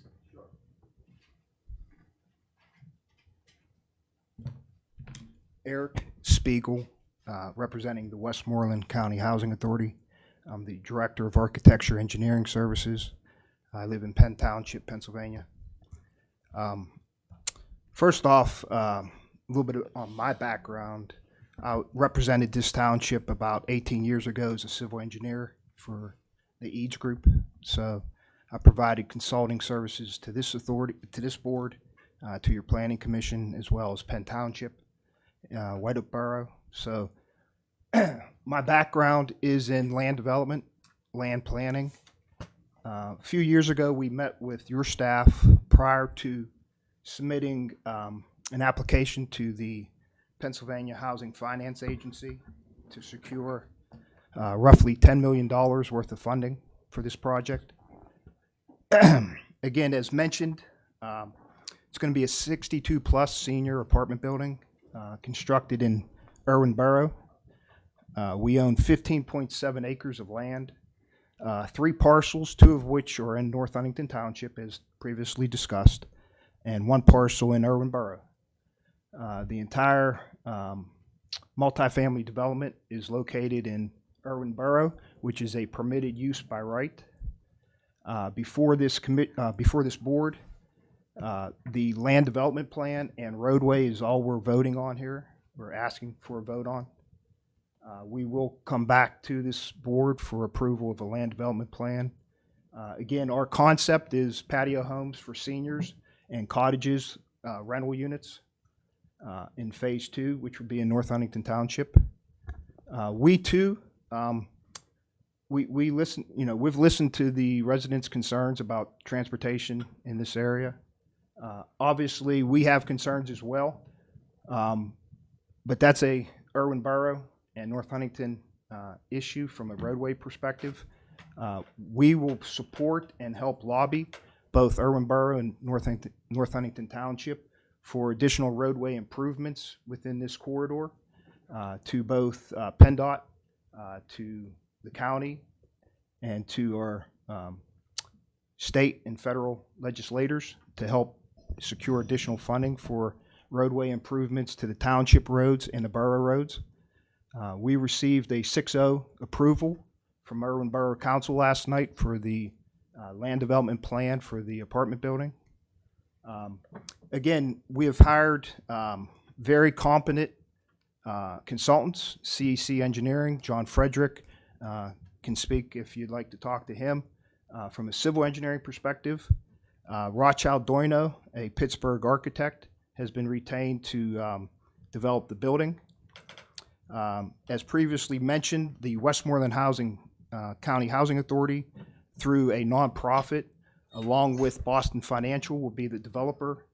The Housing Authority, through its nonprofit, will be the general partner, controlling member who will operate and manage the facility.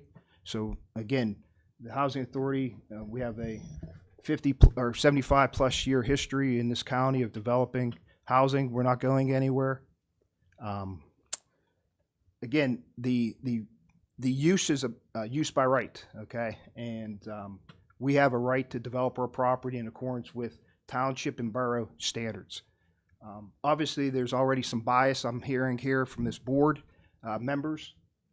I suggest you consult with your solicitor because I feel, and your engineering representative has indicated that we have submitted a plan that meets the township regulations. Excuse me, it does not meet the township regulations. It has over a 40% grade on the back of the property. Let me speak. No, you called out the board, Don? sir. If you're going to call out the board, I can address you when you say that it has already over 40% grade. I'm not correct? It's in the Saldo?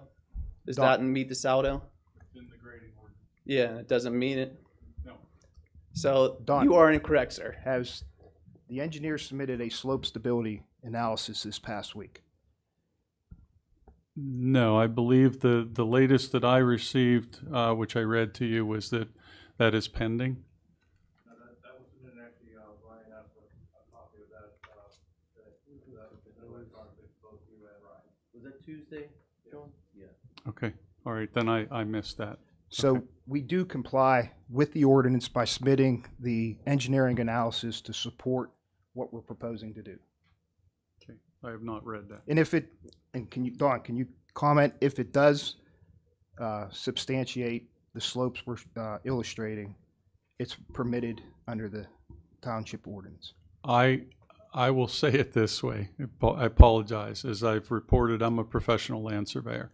I have geotechs, structural engineers, traffic engineers, so forth. If they review it and say that it will meet the standards of the industry, then yes, you are correct. Thank you. Again, as previously mentioned at the Planning Commission, the Housing Authority was successful. It's a competitive base application submission basis with the Pennsylvania Housing Finance Agency to secure these tax credits to develop affordable housing. I want to highlight that this is not low-income housing. It's affordable. There's 3 units out of 50 that are reserved for those persons making less than 20% of AMI, area median income. 47 units are for those individuals or couples. There's 4 2-bedroom units as well for 50 to 60% of AMI persons. Again, pension, Social Security. Those income limits for the 3 that are at the 20% of AMI is a maximum of $12,000. The 47 units are anywhere from about $30,000 to $40,000, depending on if it's a 2-person occupancy. So again, this is affordable. 46 1-bedroom, 4 2-bedroom. 8 units are reserved for a veteran's preference. Those 8 units are funded through home funding through Westmoreland County, which will be $1.5 million allocated towards the project. Again, under the regulations, we cannot reserve units for township or borough residents. However, we will coordinate with the borough manager of Irwin and the township manager to let you know when the application submission process is open, so that those residents can apply. It's a time and date stamped application process, so first in, first served.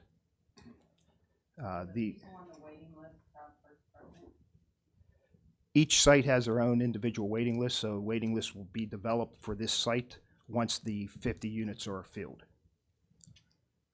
The emergency access through the Villages of Easton is through a private parking lot driveway. We do not have access to a public road other than Laurel Avenue. So that obviously, that's why we're constructing the roadway that as it's laid out. We cannot force the private owner of the Villages of Easton to grant us a access for permanent ingress egress. However, we looked at it. Right now. But your argument almost says, your argument right out of your mouth is forcing us. What's that? You have to be careful what you say. What do you mean? Your argument was forcing us. Now you say you can't force Eastwick. But you had no problem standing there telling us basically that you have the authority to force upon our township and our people and our citizens. What You I said it right out of indicated, your own what mouth. I indicated was if It's right out our of your plan mouth. meets your land development and zoning codes, we have a right to develop it. And we have a right to decide what is best for our citizens based on their input. Safety first.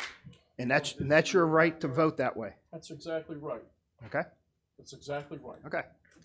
We vote based on our constituents because we're a representative democracy. That's your prerogative. It's not my prerogative. It's the law of the land, brother. Okay. The Villages of Easton, they have a parking lot that will, provide emergency access through. Again, they have perpendicular parking to the top of the slope, and then they have some parallel parking parallel to the 2 apartment buildings. So that leaves about 19 feet of cartway, and it's just not feasible. Right beyond the parking lot is the steep slope going down to Tinker's Run. So we did do somewhat of a quick feasibility study, and it just was not feasible to approach that owner for a permanent roadway. I heard there was a desire for us to open this up to the community. Again, do you want to bring more traffic to this location? I mean, that appears to be one of the sticking points here with some of the members, that there's a traffic issue. Again, we have a secure building. Each tenant has a card access to get into the building. We have security cameras throughout the property once finished.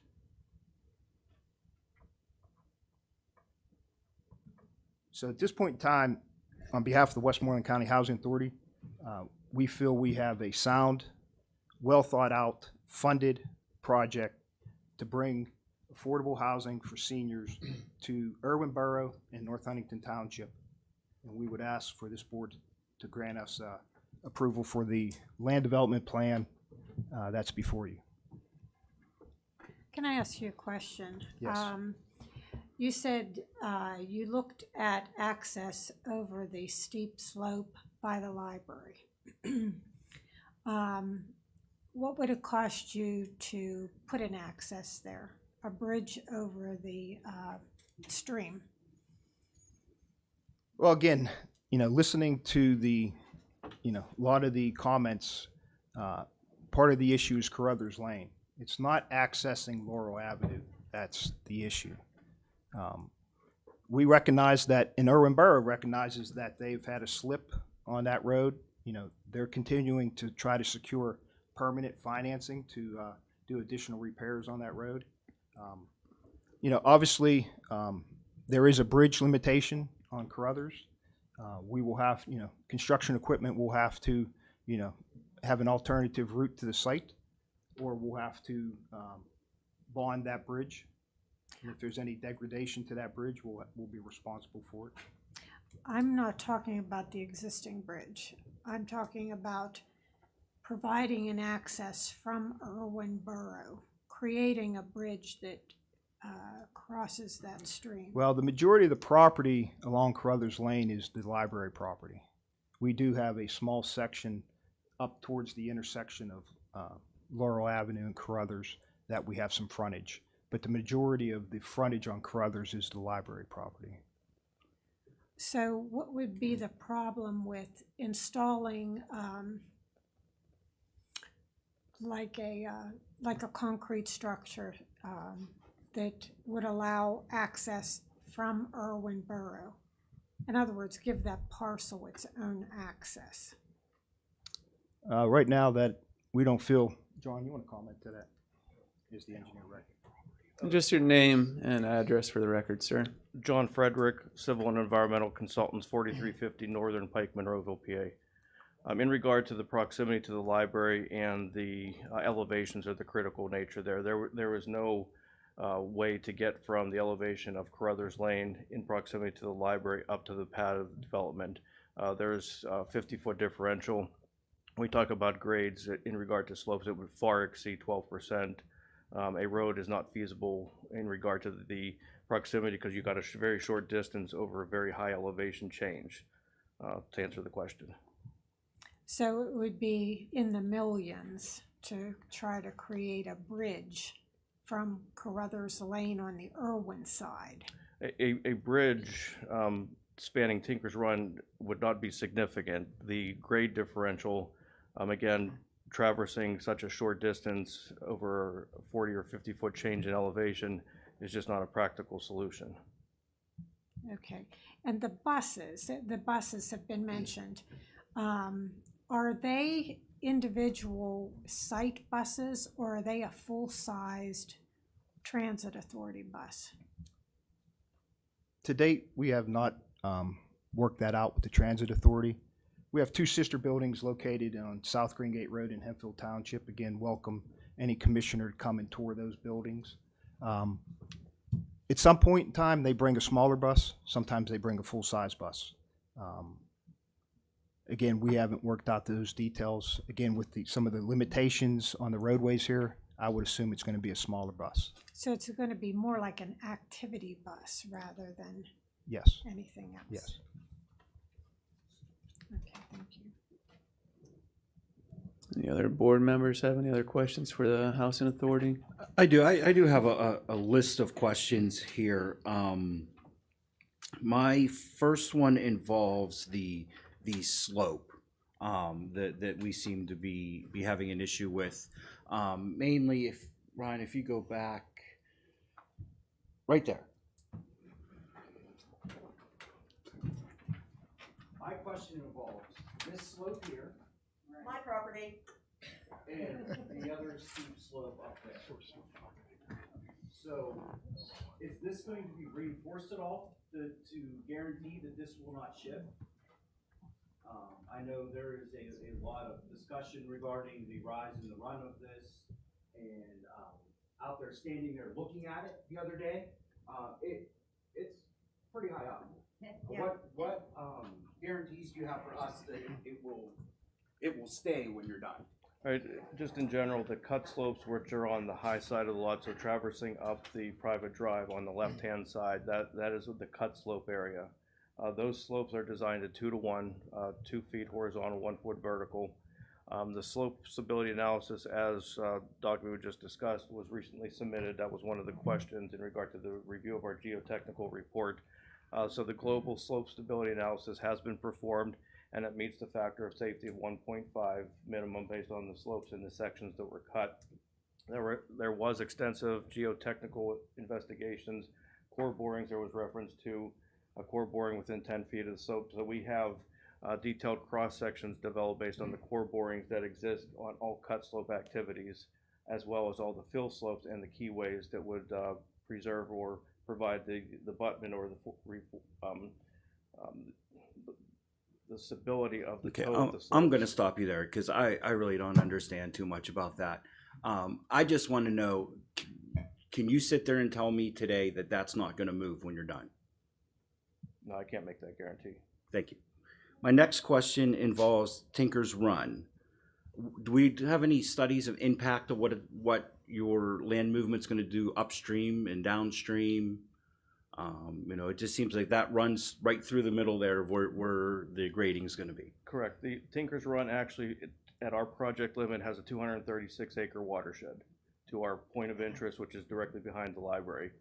Studies have been done, but in regard to the erosion sediment control plans and the post-construction stormwater plans that are mandated by the state have met all the criteria. So there are provisions in place. The detail of our erosion sediment control plans are at the county right now for review.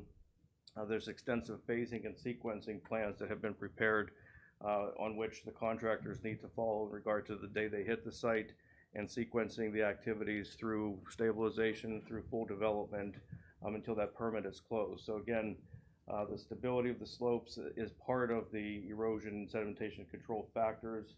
The stability of the fill slopes adjacent to Tinker's Run, we are actually offset a substantial distance. There's this North Huntington Township Municipal Sanitary Authority has a main line that runs down through there. There's a 20-foot easement for their sewer line that we're not impacting as well. So there's a buffer between that and Tinker's Run as well. Next question is, knowing the weight limits on Carruthers, what is the traffic flow of these large construction vehicles? What is this going to look like? Are we going to be coming up Carruthers off of Barnes Lake and down Carruthers? I mean, how are you going to access this site with the equipment needed to do it? That is typically executed through bonding and road evaluation. So again, the contractors in the state of construction, the staging activities, we will work with the township in regard to, or the borough, in regard to the roads that are traversed or proposed to be traversed to access the site for construction activities. But those roads will be bonded based on the requirements as required by both ordinances. Okay. And you already addressed my concern about the wait list and whether or not North Irwin or North Huntington residents will get preference. I had one other question involving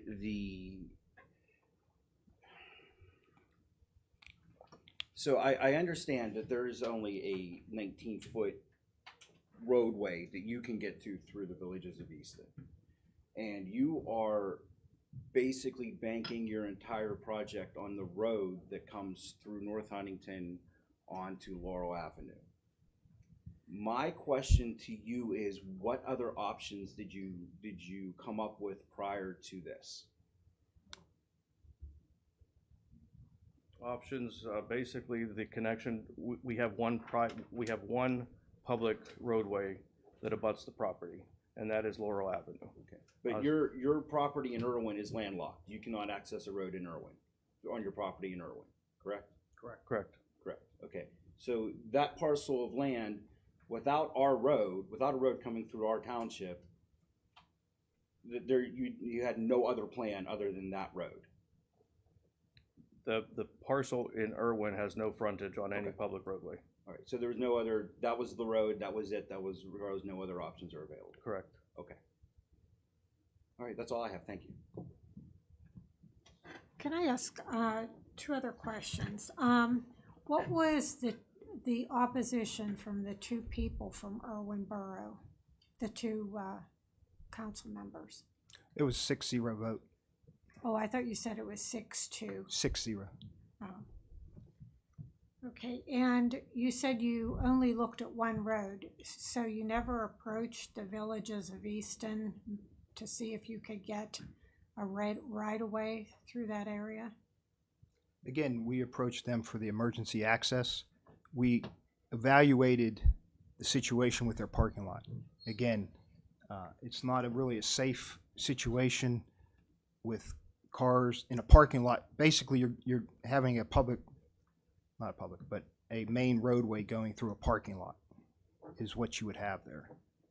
So you're saying that the road in the villages of Easton, that's a private road, it's more like a parking lot than a road? That's correct. The section that, what's the name of the roadway that runs through, off of 30 up through the villages there? Fairwood. Fairwood, at the Sunoco. Make a right before the Sunoco. So off of that road, there's another public road that comes up, and there's a parking lot. There's two buildings that overlook. Those two buildings right below the word residences. There's two buildings that face Route 30. Okay. That's a parking lot in front of those. The public roadway is not, it's further down on Bain Drive. It's the public road.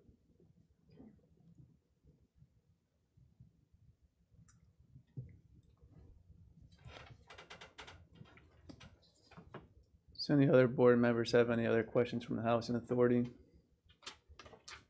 So you guys did no research into accessing any roadway through the village of Easton other than asking for emergency access? I think I just stated what we did. So that is that no. So the answer is no. Villages of Easton is a private piece of property. I understand, but you did not request or ask for it? That's all I have. Sir, can you please answer the question? I said we evaluated the parking lot and it was not feasible to construct a public or a private roadway through a parking lot.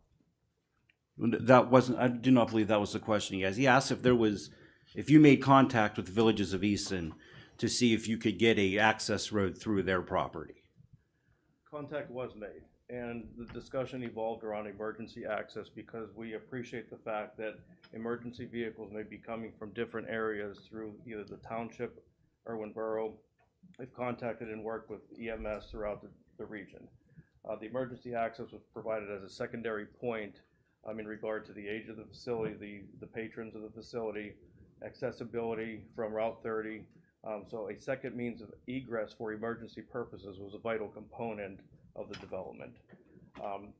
As a professional engineer, I would not recommend and I do not support bringing a roadway through a parking lot that has 90-degree parking spaces as a direct access point to a development. It's a very dangerous situation.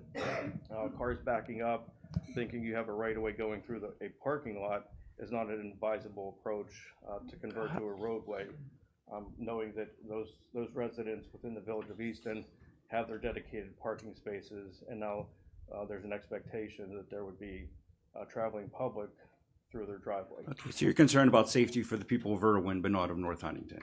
Okay. Thank you. No, that's incorrect. No, I answered the question, that's incorrect. Public roadways where you don't have applicable width on Laurel Avenue and cars backing up into a You don't have applicable width on Carruthers Lane. But there's not. You can't access your site on Laurel Avenue without violating the weight limits on Carruthers and the fact that the roadway is not large enough for construction vehicles. The weight limits will be addressed through bonding. And if the bridge is posted based on limits, contractors based on heavier loads will have to travel different routes. That's. Got weight limits all the way around. Yeah, there's weight limits through the neighborhood. I mean, have we thought out how this, again, my question about the construction traffic. Have we thought out how this is going to work so that it can be built safely?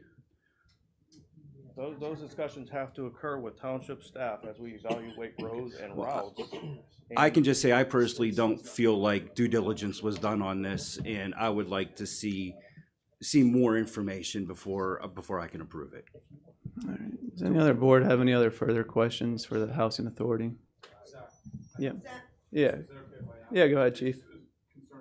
Vehicles. You were talking about emergency vehicles in the secondary access. Yes. I mean, I understand the park. I've been up in that parking lot area. I understand your concerns with that area. It's tight and it's private property. However, there is an emergency vehicle access. Is that going to be a gated access? I mean, it's not going to be open to through traffic. No. No. So, because if we are responding, it may be quicker to come up through there to get down there. So, Correct. is that how the proposal is? That's correct. This gate access would be Not automatic locked. for emergency vehicles, or how are you proposing that? It probably would not be locked, so it'd be a linch pin, pull the pin, open the gate. Okay, so it's definitely not through traffic. That's correct. Accessible. That's correct. And Okay. obviously, we don't want that. Well, yeah, because that's defeating. I understand your purpose there. I just didn't know how emergency vehicles would access it if it was going to be restricted. That's correct. Okay. All right. Thank you. And I have to say, I agree with them as far as not wanting to put a road through a parking lot, because then you're moving a safety issue from one road to another road. And to me, it's not a good idea to put a road through somebody's parking lot, because then you would have an issue with that. If you look at the two buildings that they're discussing, and I know don't want to beat a dead horse, but the people that live on the apartment building toward the right go through the parking lot to get to their homes. So it'll be no different from this development for them to go through to get to their apartments as well. There'd be no difference. But you're talking construction trucks through an apartment complex. No, yeah, we're talking about construction trucks going through Crothers Lane and Laurel Avenue as well. It would be no different. I agree, that's not a good idea. Can I speak while Uh, we're still here and have one of the things I mean, with the grading levels? Typically, public input's already given, but if you want to say one thing or ask a question real quick, you just come up to the podium and state your name and address for the record, please. My name is Lynn Brackney Mary. The address is 998 Deerfield Drive. Could you pull the map up that shows where they're doing the grading? On the North Huntington side. Okay, this one here. So you guys are saying, directing this to this one here, where it goes clear up to the back of that property line. That's our property.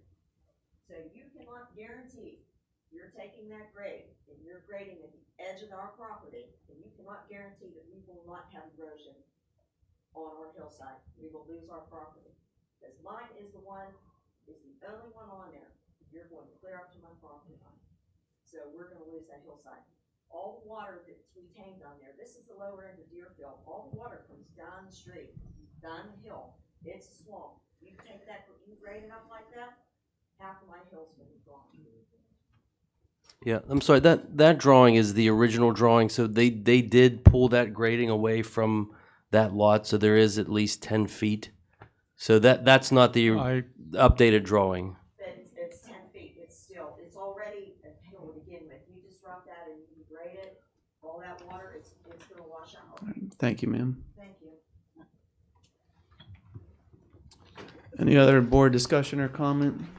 I still think we're missing some information here that I don't feel comfortable even voting one way or the other till we have that information. And that is Bob Robinson's examination of Crothers Lane and Laurel, to see the condition of that road. That to me is a big sticking point.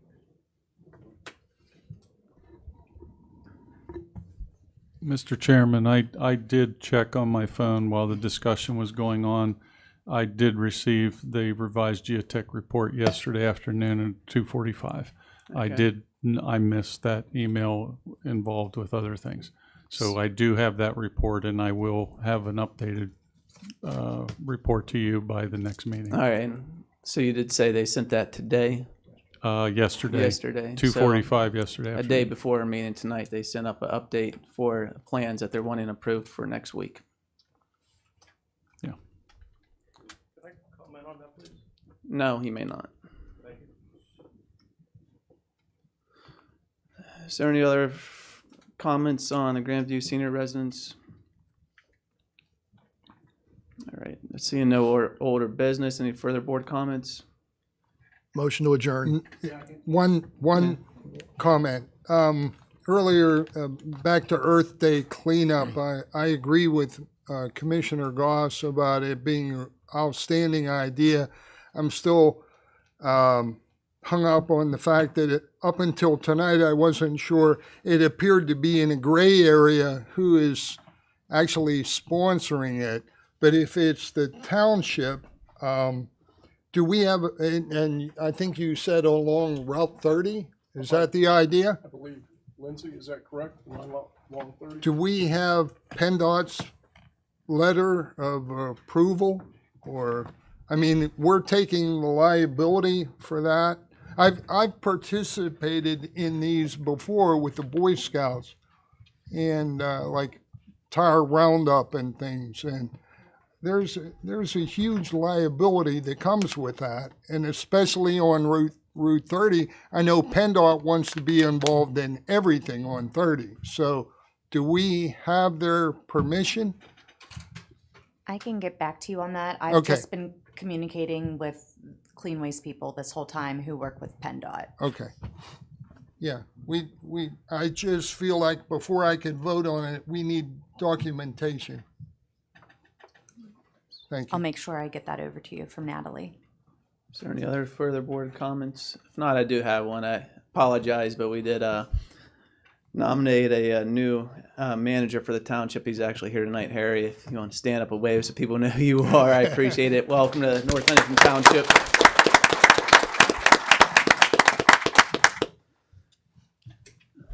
That's all I have, unless any of the other board members have anything tonight. Motion still good? Yeah. All right. Motion to adjourn, second.